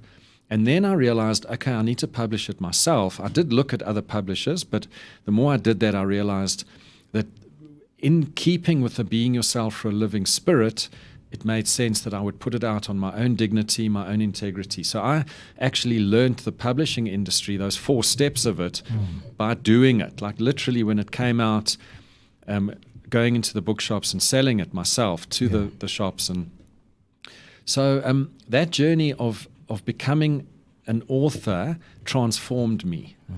And then with that book coming out, it was a very powerful manifesto for my vision, for my own brand, and also then as a marketing tool. So over the years, working with all sorts of companies, every industry out there, I started to realize that generic journey of writing a book is truly powerful. And if I could facilitate an organization to go through the same journey, you come in at the beginning as X or A, you come out as B, and you've transformed, an organization has transformed. So facilitating, instead of everyone writing a whole book, everyone writing a chapter of a book that is orchestrated into that organization's success story, and then that becomes their marketing tool, their news making book that comes out that changes the industry. Because I focus not on a sponsored book that looks at itself and says, hey, look how good we are, here's our brand. It's about, what have we got to teach the world? What will make people buy this book because of the value in there? So every contributor is charged with the challenge of growing. Firstly, teaching their teaching. Second, improving their writing. And then third, teaching what that journey of transformation has brought them. And so when that book comes out, that is truly powerful. So it's it's reinventing the management consulting industry. It's reinventing publishing. It's a real innovation, and it takes everyone on that journey with me. Very interesting, man. A very interesting conversation that we're having right here with Mr. Robin Willer. If you have any question, do make sure that you use the hashtag Vooka Breakfast Show and comment down below on YouTube or Facebook. Right? Yeah, so still on that, conversation about business and businesses, because I mean, it's a Money Monday, motivation a Monday, and of course we're also, talking business here on the Vooka Breakfast Show. So, in your opinion, do most businesses operate out of love? And if not, how can businesses operate out of love? For example, use Vooka as an example. Well, I'd say, starting from that second question, Vooka does clearly operate from love. I love that. And that's the future. That's where we're all heading. So you guys are on it. And I was really, really moved and impressed to be included and involved last time. It really had a great impact on me. And when I shared all the stuff that you guys have created on social media, there have been fantastic responses. I've even got stuff I want to talk to you about working on other projects together. So that's what love does, is it brings people together, it creates the future, and the magic comes through. Having said that, most businesses today are distinctly lacking in love. Yeah, they push profits, Profits, and they're Before lacking in anything. humanity. They're exploiting either natural resources or people, labor. Those are the two things that get exploited. And I mean, you might be able to leverage or squeeze productivity out of people in a mechanical way, which was the old thing.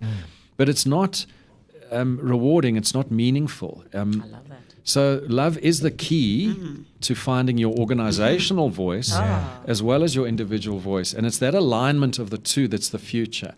So it's about bringing that out and bringing that humanity out. And I'm telling you, every single human being is brimming with it. Yes. 30 to 45 seconds in, I will have every single human being in that organization on the same page.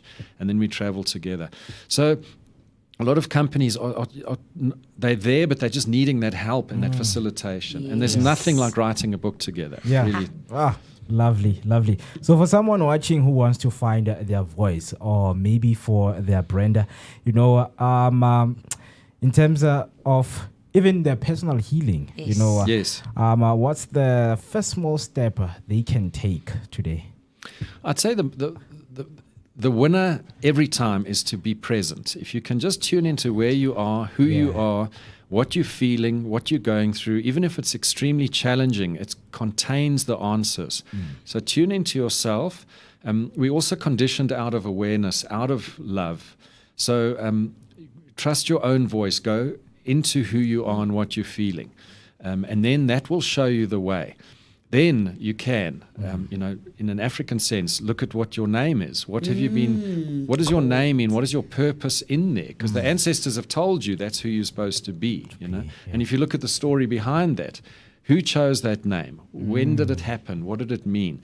So there's an ancestral element, there's a present element, then there's a sense of vision. Entrepreneurs are people who know who they are and they know where the world is heading, and they have their own vision for that. Not the president, not the parent, not the boss. Sure, you're working with all of those circumstances, but you develop a deeper connection and thus a vision of your own.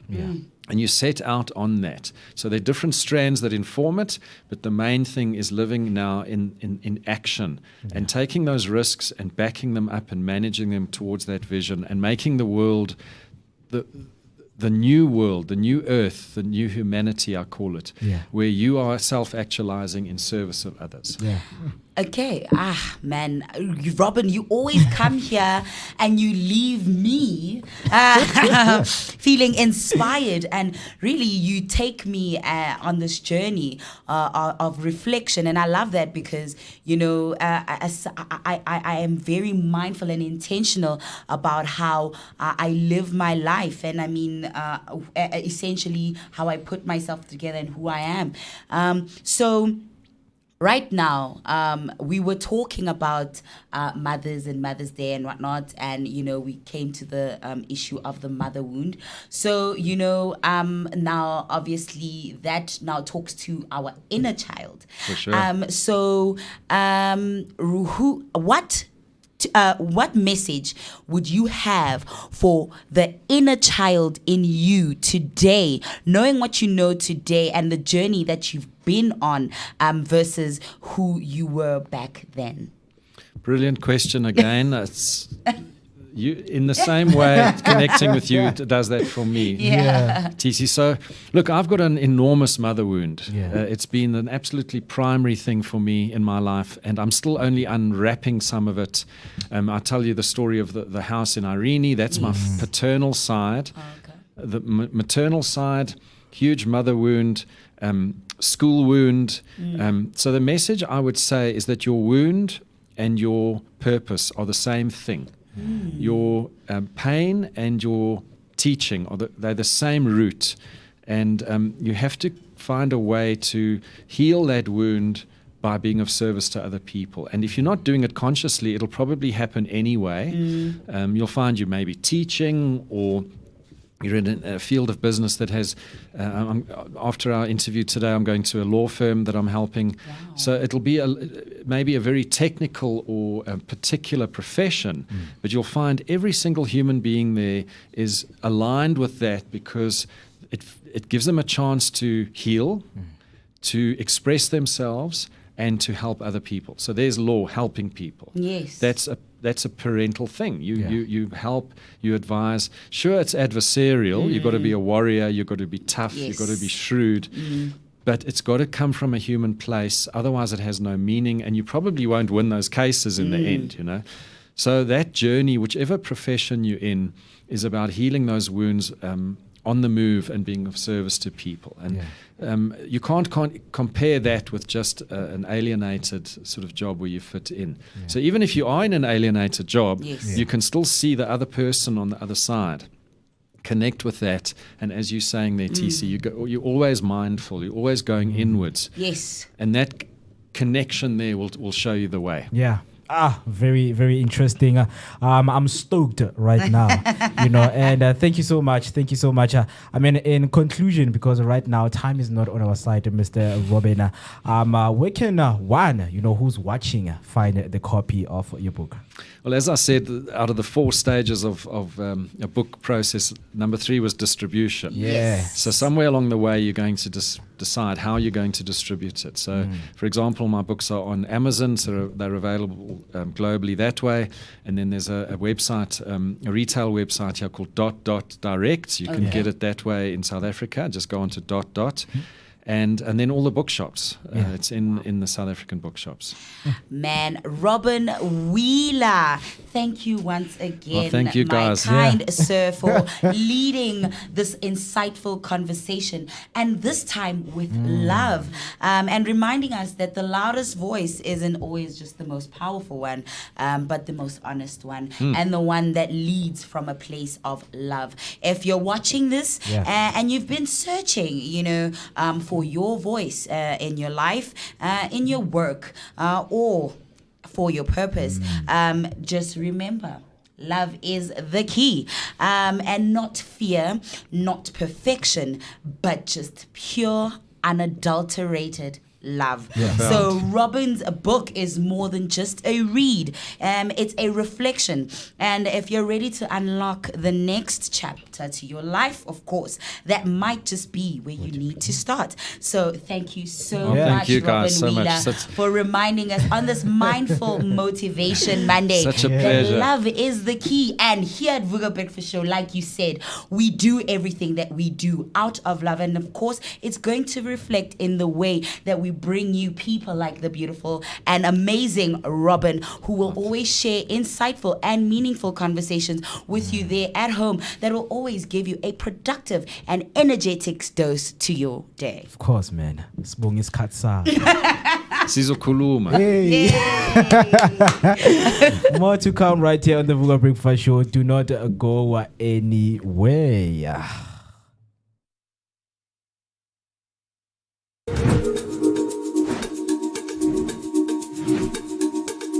Escape the ordinary and discover the extraordinary with Swell Appeal Tours.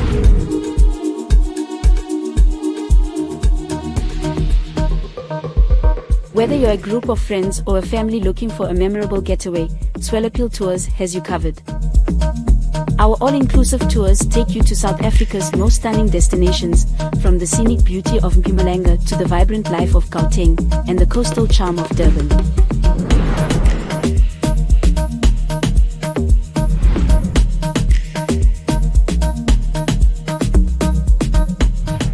Vooka Breakfast Show. We're out here in the heart of Soweto, Top Santon. This is right next to Zondi Hills and just before you get to Broad Fisher Club. I'm out here, my name is Musi West. I'm out here with the one and only maximum temperature. I'm working my man. CC Shabana Wakamazibugo, and of course our station manager, the one and only Manel Lyric. And we're traveling out here, man. This is what we do on the Vooka Breakfast Show. Yeah, you gotta get it fresh. Bugile, we are fresh and nice. Now it's time to take the information to the people. Of course, like Mo just mentioned, do stay tuned, comment, like, subscribe, share your thoughts and your opinions and everything else in between. We're going to be coming to a street to do live near you, wanting to know what your thoughts are out there on the street. Of course, we've got TCO Wamazibugo with the traffic update. Right now, we are going to N1 southbound to make sure that whatever that you guys get, it is real-time information. Yes, sir. So, looking at Mukhorosi, we have robots that are not working right here, but the traffic is moving. We're going to look at when is your rush hour time, when people are from the work, when from school, yes, right? Sir. Yes, I'm gonna give you your daily update. So do make sure that you stay with us. Mobile Vooka Breakfast Show. Yes, sir. Asante atrisa.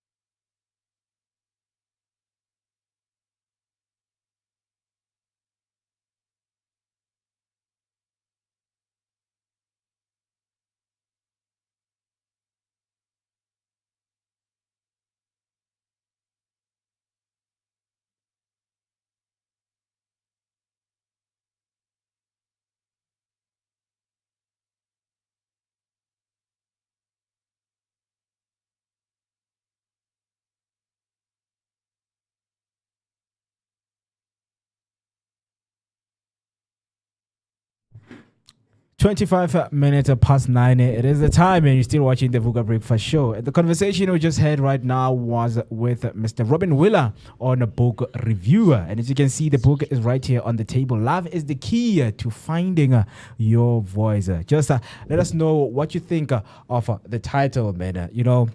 As you can see it right here with his face, Mr. Robin was with us, joining us in the studio, telling us more about what you need to expect when it comes to getting yourself a copy of this book. Love is the key to finding your voice. In terms of the title, something is being ignited right now in your mind. Just let us know what that is. I mean, you know, when somebody say love is the key to finding your voice, I'm like, ish, you know what, Mr. Robin? I have friends here. They don't believe in love anymore. They love. Eh? So when you speak about They the just key. believe, yeah. And I mean, of course, you know, with the world, the way the world is today, we find ourselves having to operate more out from a place that is not from love, right? Because everything requires us to be on high alert. You know, it requires us to be almost robotical, and guards up, like with your guards up, because there's so many threats. You never know what's happening because everything is so fast paced. 1 minute, hey man, it's safe to do this. The next minute, no, it's not. The next minute, you know what, you guys, you're here. The next day, you're gone. I mean, life has become overly unpredictable. And people have stopped operating from a place of love. And I think that is where the issue is, right? And where most of the things that we face today that are bad in our society come from. Because, I mean, we wouldn't have war if we operated from a place of love, because you know, love thyself as much as you love thy neighbor. So I mean, you know, if you understand that as TC, as South Africa, as Ukraine, as Russia, as, you know, America, as we are at the core human beings, and at our core our main, you know, aim is to survive. And how does that survival happen? When, you know, when we show each other love, because we understand that, you know what, in order to survive, we all need certain things, and those things need to be catered for correctly. And you know what, we don't have to fight for them, because they are a basic human need. You know, we don't have to fight. We just have to understand that aspilisane, guys. We should bring back agape love and unconditional love. Yes, I love it. love, I love man. that you know that. I remember Afriberry trying to, what's that love, man? You know the love, you know, not the love you have for your partner, the other one. Agape love. Agape love, unconditional love. Yes. Man, Yeah, man, agape love, right? So, of course, man, the subject and the topic of love for a lot of people is broad, because I just don't like, especially in today's era, when someone thinks of love, they only think of the next person, you know, and they don't think of themselves. Yes, self-love. You know? Yeah, and it's always that case, man, because now when you start doing self-reflection or doing reflection on yourself in general, you start looking at what people have done to you, you know, and that thing, it just becomes that wound that you grow up with. That's why the guards are up all the time. Yeah, that's why you're man. thinking, hey, if this person, have you ever noticed, like, when people really get like love, I'm not talking romantic love, but when they actually feel love, they feel uneasy. They're like, hey, what's going on? Yeah, I used to be very, very, very uneasy with affection. I did not know how to be affectionate and how to accept affection from others. So my immediate reaction would just to be like to brush it off or be awkward about it, or otherwise like just be like, ew, why are you being weird? You know, ew, you know, why are you being weird? Like, you know, but then I realized that came like, you know, from a deeper mother wound, like, and that's why the issue of going on that journey of self-mastery, self-reflection, and self-awareness, because when you know yourself, nobody else can tell you what your problem is and how to fix it. Because then all you can do is like seek help on fixing it, but not how to fix it, because you will know essentially at the end of the day how most of the things that you go through and how to fix most of the things that you go through, right? So it's really just you know, about taking those necessary pauses in life and coming back to yourself and saying, T, you know, how are you today? Are you good? Embrace each that other. check-in, you know, And then Hector right there on YouTube saying hashtag TC, most women want perfection, and perfection one can't find. Okay, he says most women want perfection. They want perfection, and perfection is something that one can't find. No, perfection is like in Pretty Hurts, Beyonce's song. She does say perfection is a disease of a nation. It's not something we seek. It's something that we have been told we should be seeking. Yeah. Perfection. Yes, because even in women's appearance, do you see how like a society, the media, it portrays it to you should look a certain way, stretch marks and like that's like you should be this silhouette of pure perfection. Yeah, but I mean, cellulite is okay, guys. Stretch marks are okay. Being a little bit overweight is okay. It's natural. That's just your body's way of processing certain things that you go through life. Because your body, yourself, you're the first storyteller to anything. Because even just the way you look right now, Lord, when people see you, says a lot about you. So you are the perfect storyteller about your life. So I mean, some of us just get lost with our story and just we need help and just that lighthouse navigation yana to just say turn left and then you'll find your way. So the ladies must turn left. No, man, you must just sometimes embrace indlela odalwe ngayo, because at the end of the day, I know if you can afford it now, you can be a Kanye bow and go for all those procedures, and it's okay. I mean, if that's your way of showing your self-love, I mean, that's for you. That's you, you know? Man. And that's the way you choose to love yourself. And if another way, it's just to be your natural empress queen, where, you got your locks, your natural hair, and, your natural skin, and you embrace that melanin as well. That's okay. That's your way that you understand yourself, and that's how you show self-love. It's just about that, like Robin is saying, that you just find that inner compass. You tune into that inner voice, and then let that lead you to where your life's purpose is. Yeah, man. I hope Mr. TK has answered right there. But now, man, speaking of Kanye's, Kanye's new look. Oh, you guys are yes, she is beautiful. She's gorgeous. She bought herself a very beautiful avatar. That's a great avatar.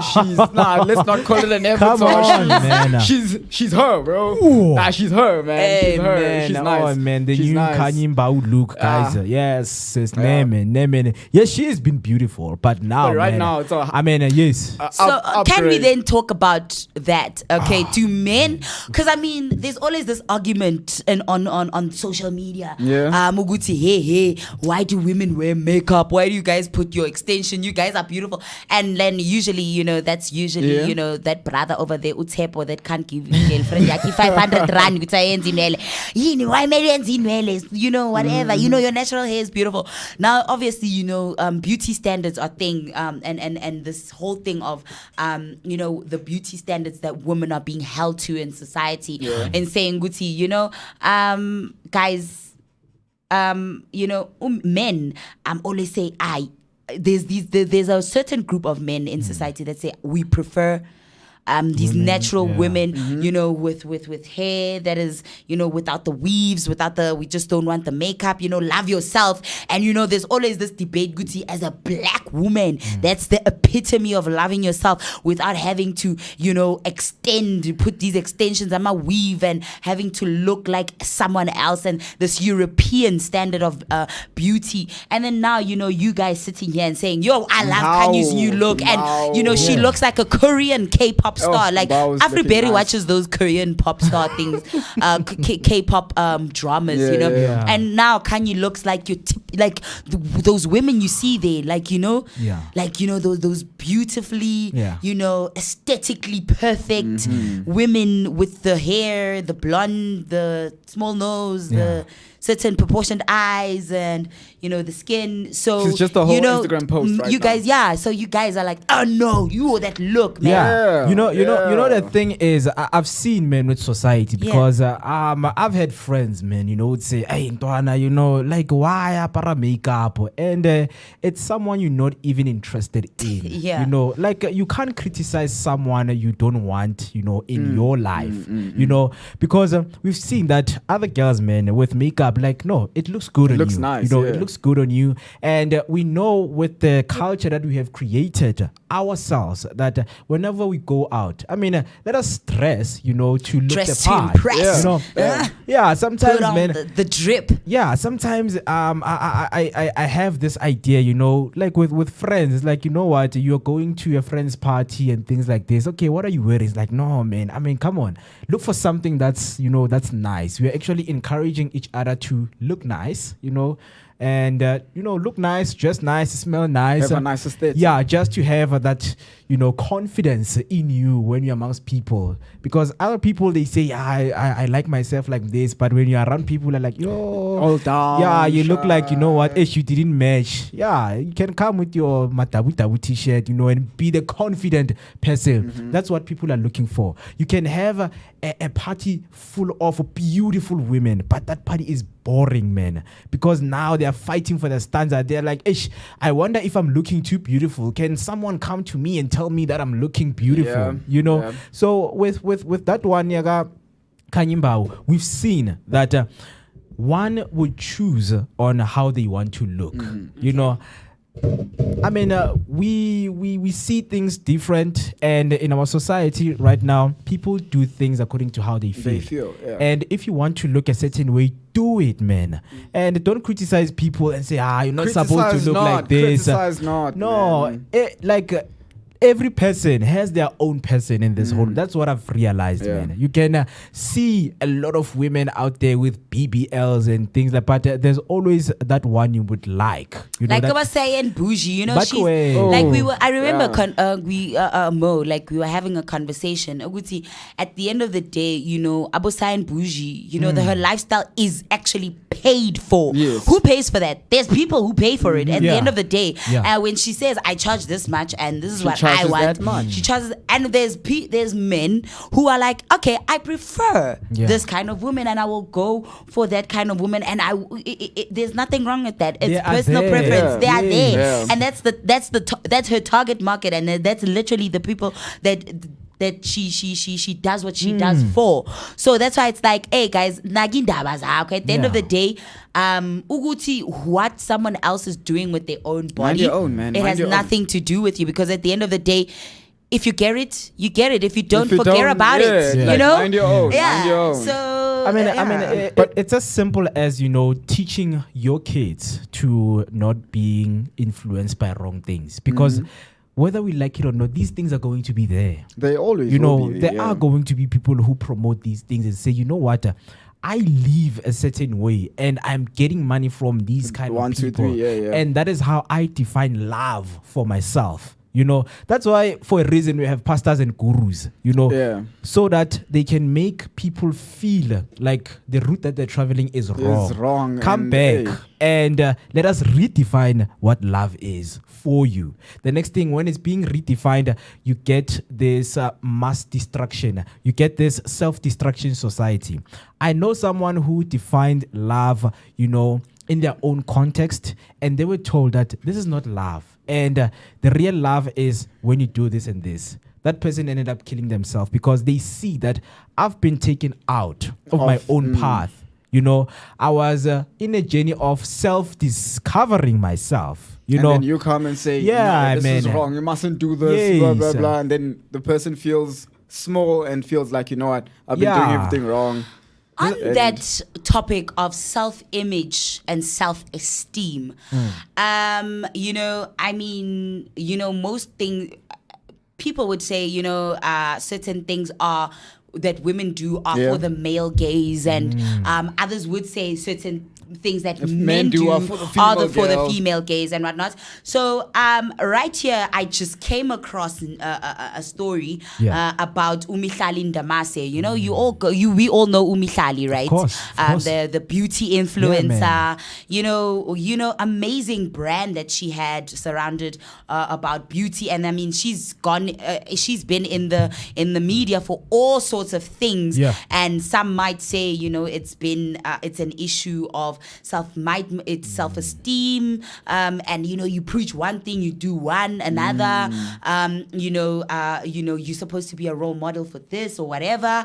Again, now here it's on now briefly South African news coming up to say that says Mihlali Ndamase's ex suspected of influencing her veneers and alleged cosmetic surgeries. So I remember Mihlali went on a whole physical transformation where she had surgeries, she got veneers, and so now people are wondering, of course, whether her ex Leroy Sitambe left a lasting impression on her, because there's an alleged link between Mimi, as she's affectionately called, rumored physical changes, and Leroy.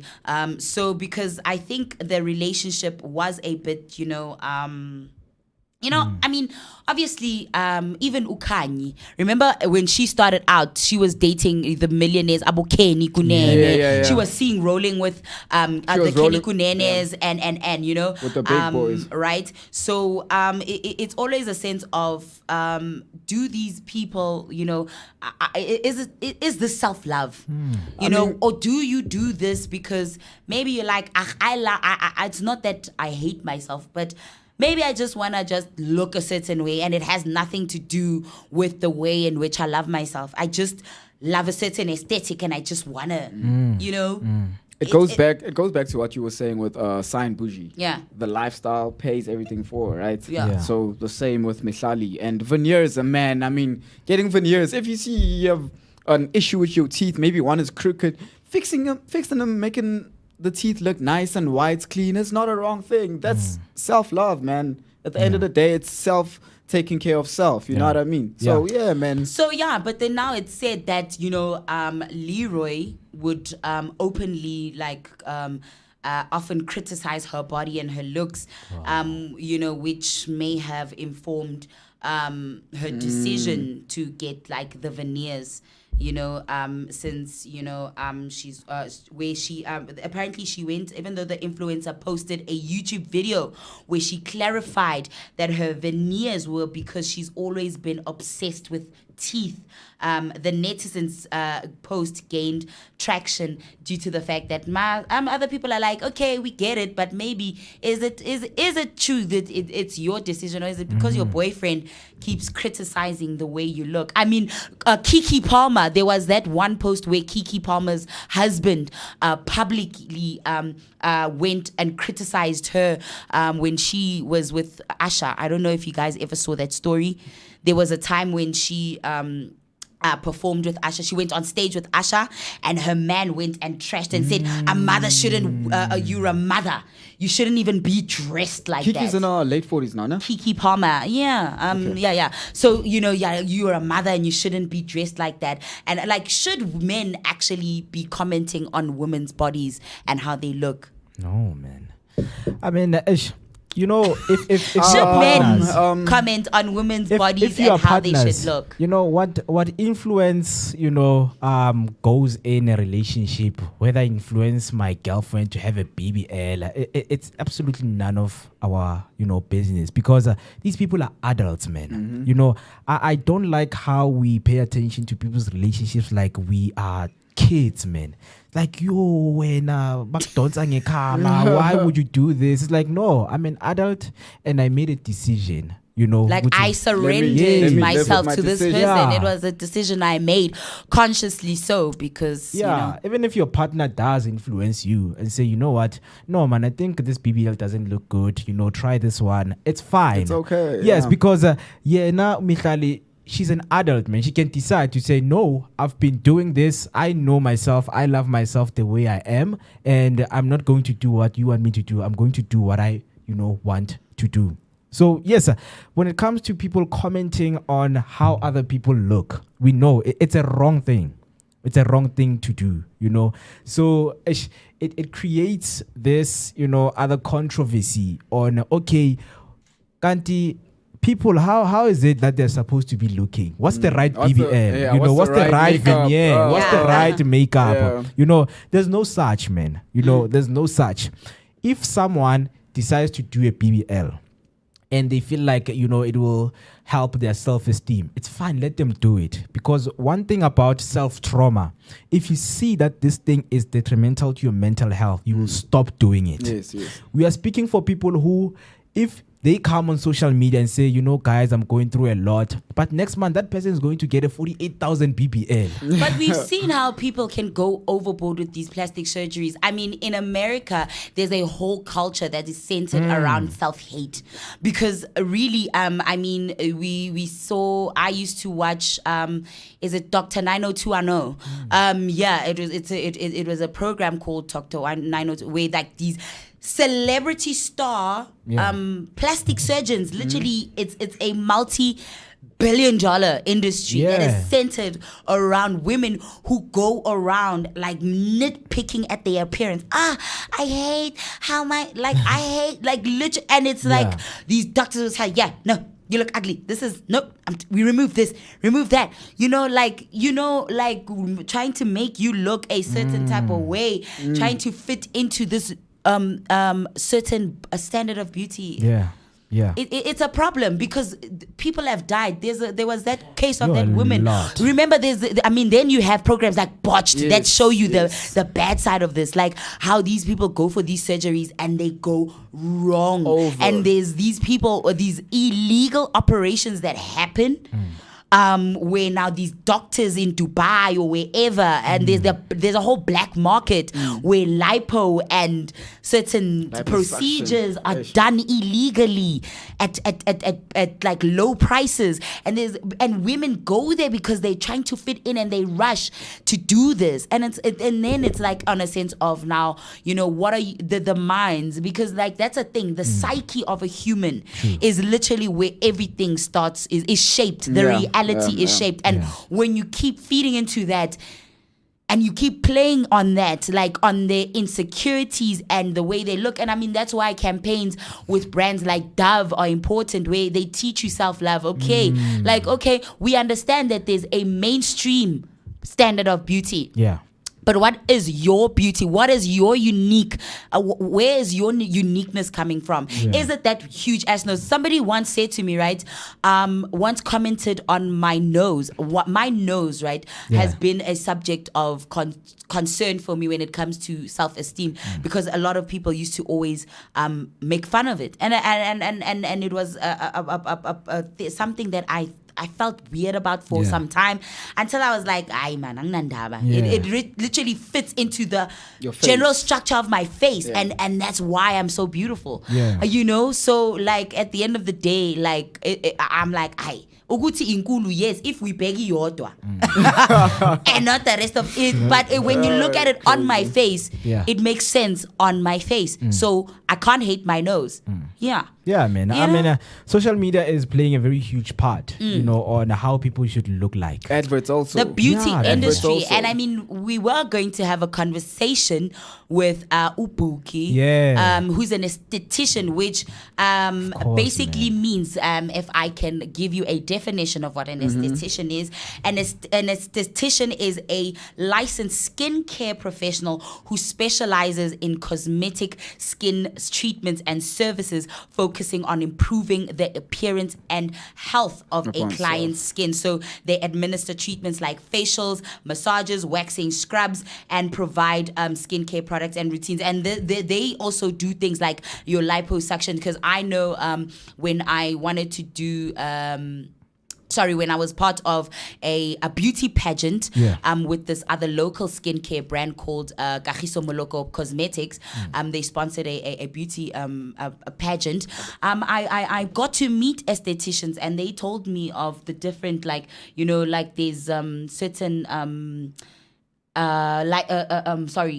liposuction, or not liposuction, but like Botox treatments that they can do. It's like superficial. It's not deep, like it's not deep tissue, and and like it's all sorts of things. Like they perform facials, chemical peels, like all sorts of like cosmetic procedures. And I mean, even things like what Dr. Ghani was talking about, that IV therapy. I know that some beauty clinics, you know, as much as she said, you know, they require like a specialized license for that because you know, if you do it wrong, someone can lose their life. But you know, it has become things that, you know, it's loosely, becomes like where certain things are loosely like, because you like they border on, is this a medical procedure or a beauty thing? A cosmetic procedure? And but then, you know, you find that, I mean, like, you know, with a BBL, that's intrusive. It goes into like your tissue, and it's a whole surgery, but it's not a medical procedure. It's for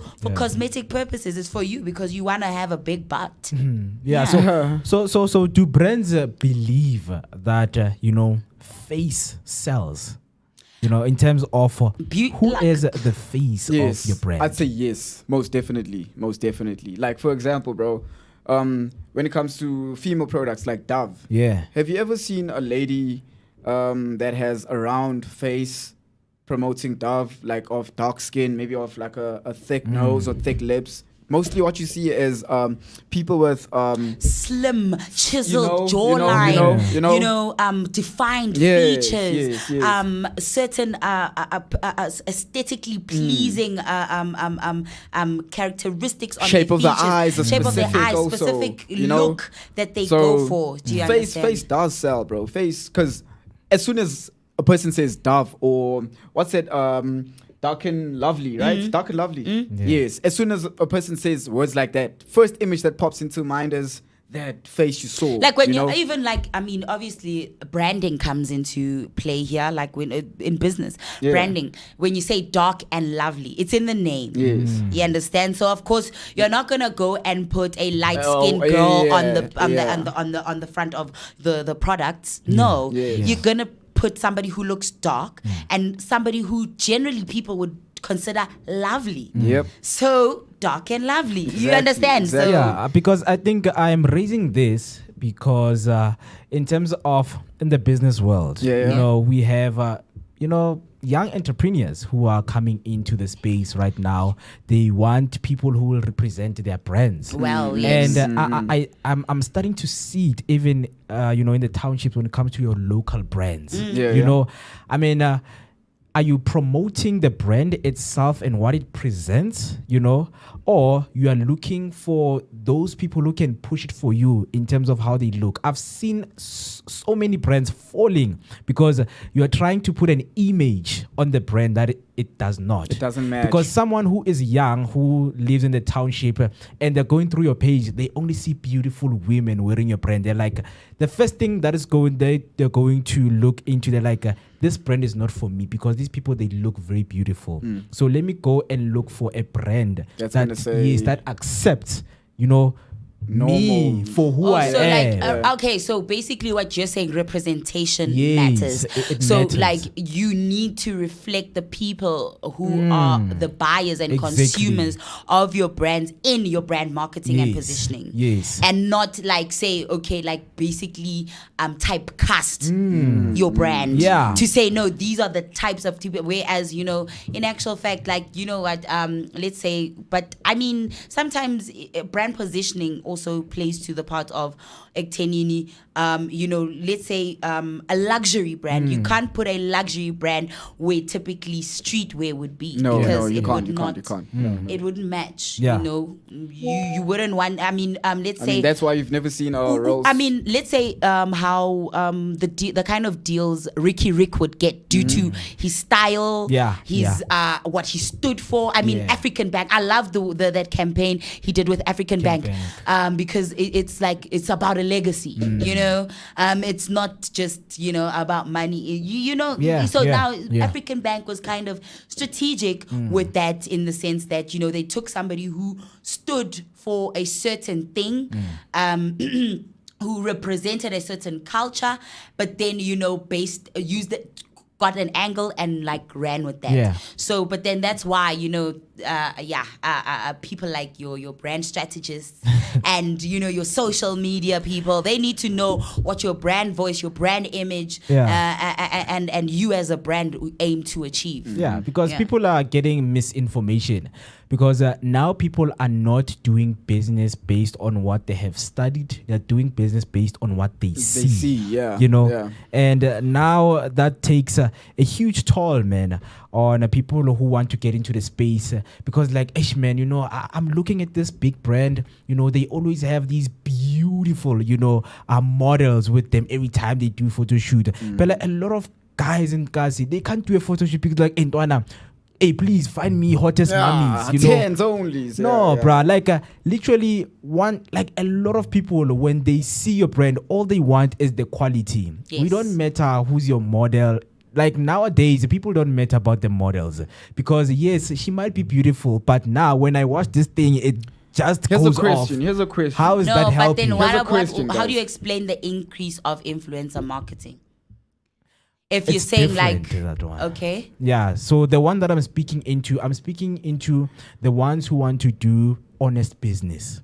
Let us not so mix. Influencer marketing is not honest business. It is. I don't know. It is. But I think it's coming from a point of saying like local brands. Local brands. You can't, as a local brand, try to look like how Louis Vuitton sells their things. That's what he's saying, Like, for example, for Pearl that's sitting there at home, or to Misetsu or whoever that's sitting at home, must also feel to say this person that's representing this brand is also representing. I see myself in it. I see myself in it. Instead of seeing Kim Kardashian. Pella, influencers will go in to say, I don't, associate myself with certain people. And immediately when you see the influencers say that and they're wearing the brand, already you can say, this one is not okay, mine. But then Exactly. that would bring into question brand deals. Like remember when there was this one brand deal, Kris Jenner, which is Umama Waga. The Kardashian sisters, Kris, the mom, she went and did a campaign with Popeyes, and they're like, people are like, ain't no way you are literally selling us BS, ain't no way you actually go into Popeyes. And Popeyes is fried chicken. Come on, please, come on, Fried get away here. Fried chicken is mostly you are bad and bougie. You associated literally with- sell your daughters to be bad and bougie, and you're coming and you're like showing us like you.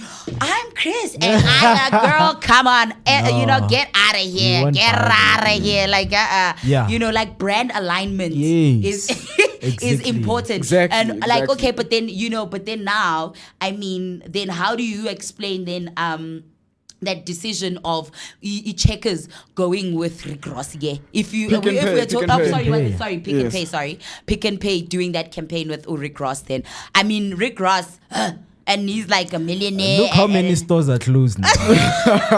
Look how many stores are closed right now. Was that a revamp in their brand image, or was that a good brand alignment? That was, personally, I'd say that was a good brand alignment. A good brand alignment, why? Rick Ross is a household name right now. Yeah, everybody loves Rick Ross. Am I wrong in say that? Yeah, we do. Man. Everybody knows Rick Ross, yeah? Well, not everybody knows Rick Ross. A certain type of even community knows Rick Ross. Yeah, not everyone. If we had asked Robin Wheeler right now if he knew Rick Ross, how much do you want to bet he would have said no? Can we bet? Now we can say Clipper. No. He's coming back next week. Ask him. Ask him. Clipper. I know he knows him. He might think, you're probably like, oh, you meet Rick Ross? Like, is he a businessman or, But what I'm saying is, after that advert, Pick and Pay had more sales. Even deliveries. Pick and Pay, before that, there wasn't so much Pick and Pay deliveries. The scooter guys coming delivering. After they flopped, bruh. You think they flopped? I don't think so, man. I gotta tell you, when man, it comes to because, relatability, like, if we're talking relatability, like, because Rick Rossi, or were they like trying to promote like for their suburban market, not for you guys, yes, to say the urban suburban market where they can do like those online shopping. Yeah. We're trying to promote, we're trying to bring those kind of people closer to us to say, use the app, do the online grocery shoppings. You don't always have to go in store to do your shopping. Live like a boss at a convenience. Everything is brought to you. Live like a boss, it was that kind of thing. It was a good thing. I think it's Checkers. On the next 2 months, man, they showed them what to do because there was this ad that was trending. I think they'll make the circle bigger. With JR. Remember JR? Now, yes. as a consumer, was that I Checkers? buy into Was that that. Who was that? Was that Checkers? Yeah, it was Checkers. Probably Checkers. Checkers. Yeah, Checkers went with You JR. know. Also, man, with these I love brands- that the Checkers went for JR. Do you understand? Exactly. That is like South African. You see? You understand? That's somebody like now. It's even We relate to this. We know him. it goes into the culture of Yeah. South Africa. Like JR, that's my because You see? literally now that's Come on, that's the show culture of them, South Africa. bruh. Show You've got them. no I will price. show them. Controversy sells, guys. Controversy sells. I mean, look at KFC. It definitely got people talking, I guess. I Controversy mean, if that's where they were sells. going, with Controversy that, sells, it got man. people watching the ad to say, Yes. let's see, Rick Yes. Ross in a Pick and Pay ad. Let's see what's check going what on. that's Did you see? yeah. Now you can buy ad van Rick Ross. Yeah, man. But obviously, that's what we do right here on the Vooka Breakfast Yeah. Show. It's 1 minute past 10 right now.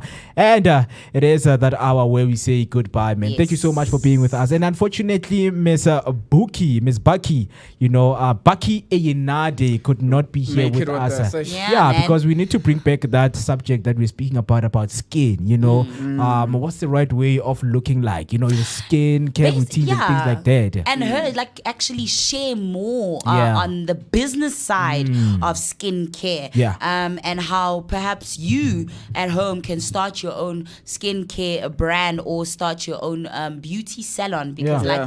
we were talking now when we were talking speaking on the subject of females and female aesthetics, obviously, and the beauty industry, how that actually impactful when it comes to how the general beauty standards and media portrays women and makes people feel. So that conversation would have been interesting. So we hope perhaps we can still perhaps have her or a similar person in the field of beauty back on the business blog here on the Vooka Breakfast Show. But then again, we couldn't have that, as Mo explained. And we have reached the end of a beautiful show. Yeah, man.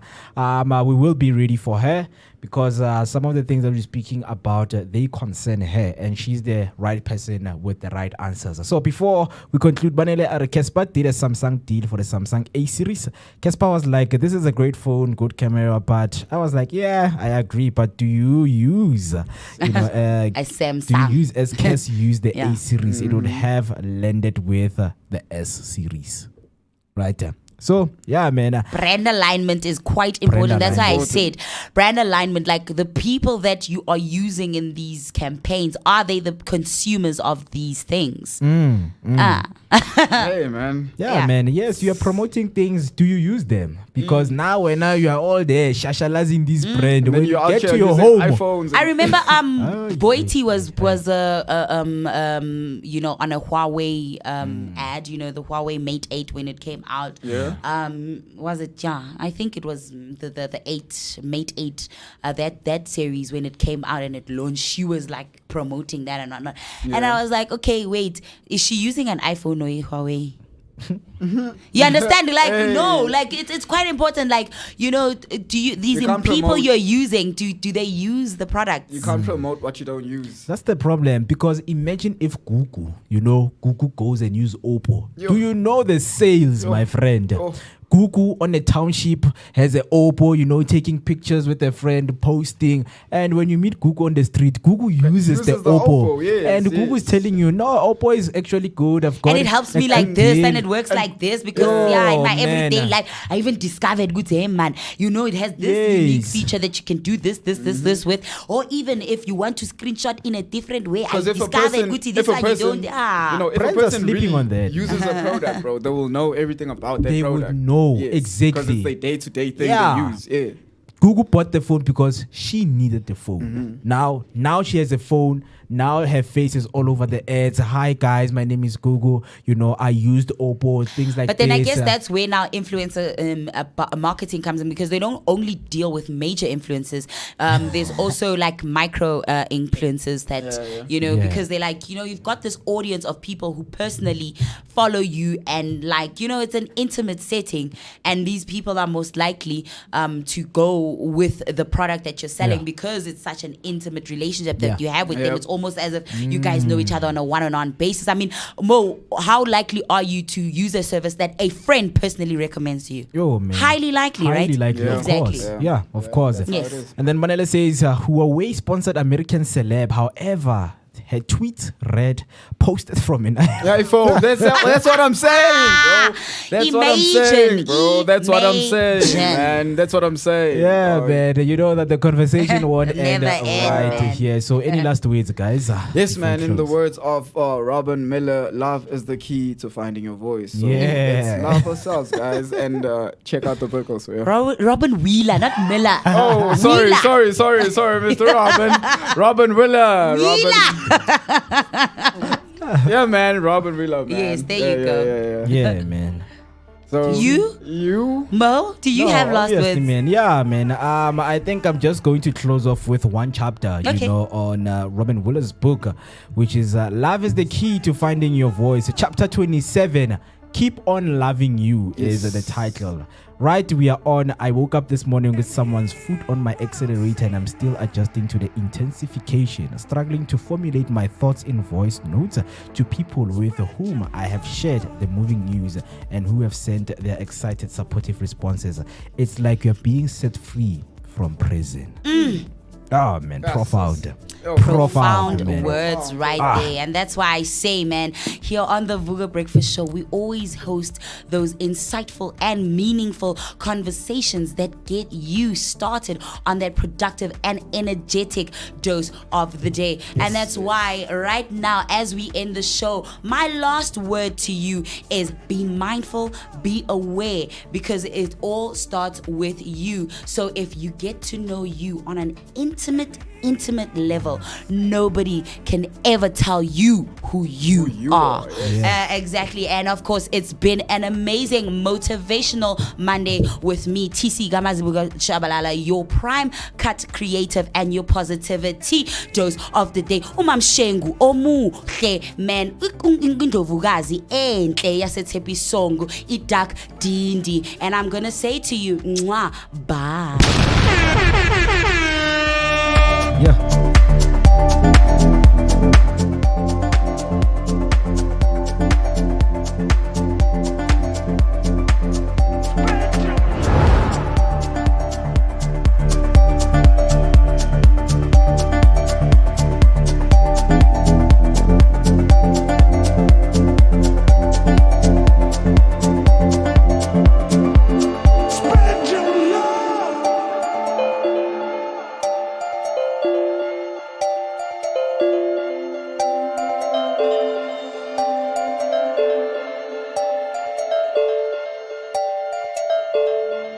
Spread your love.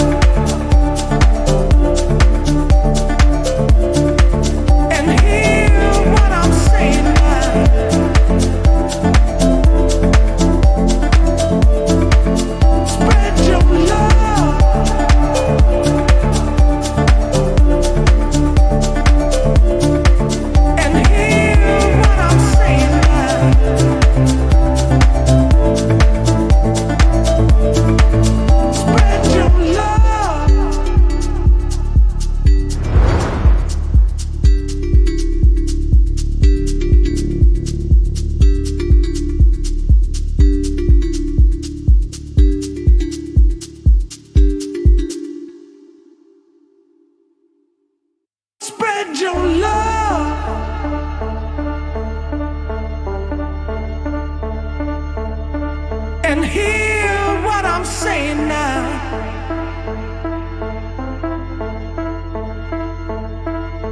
Spread your love.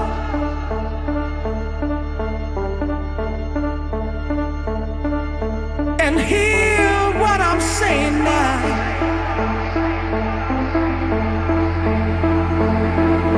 Spread your love.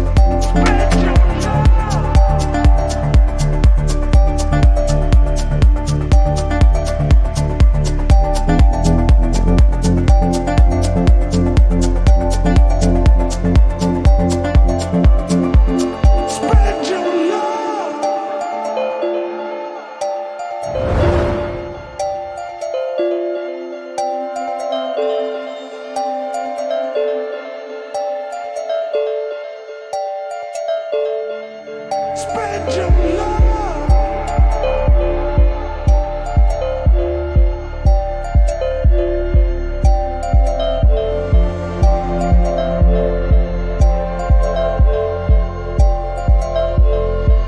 Spread your love.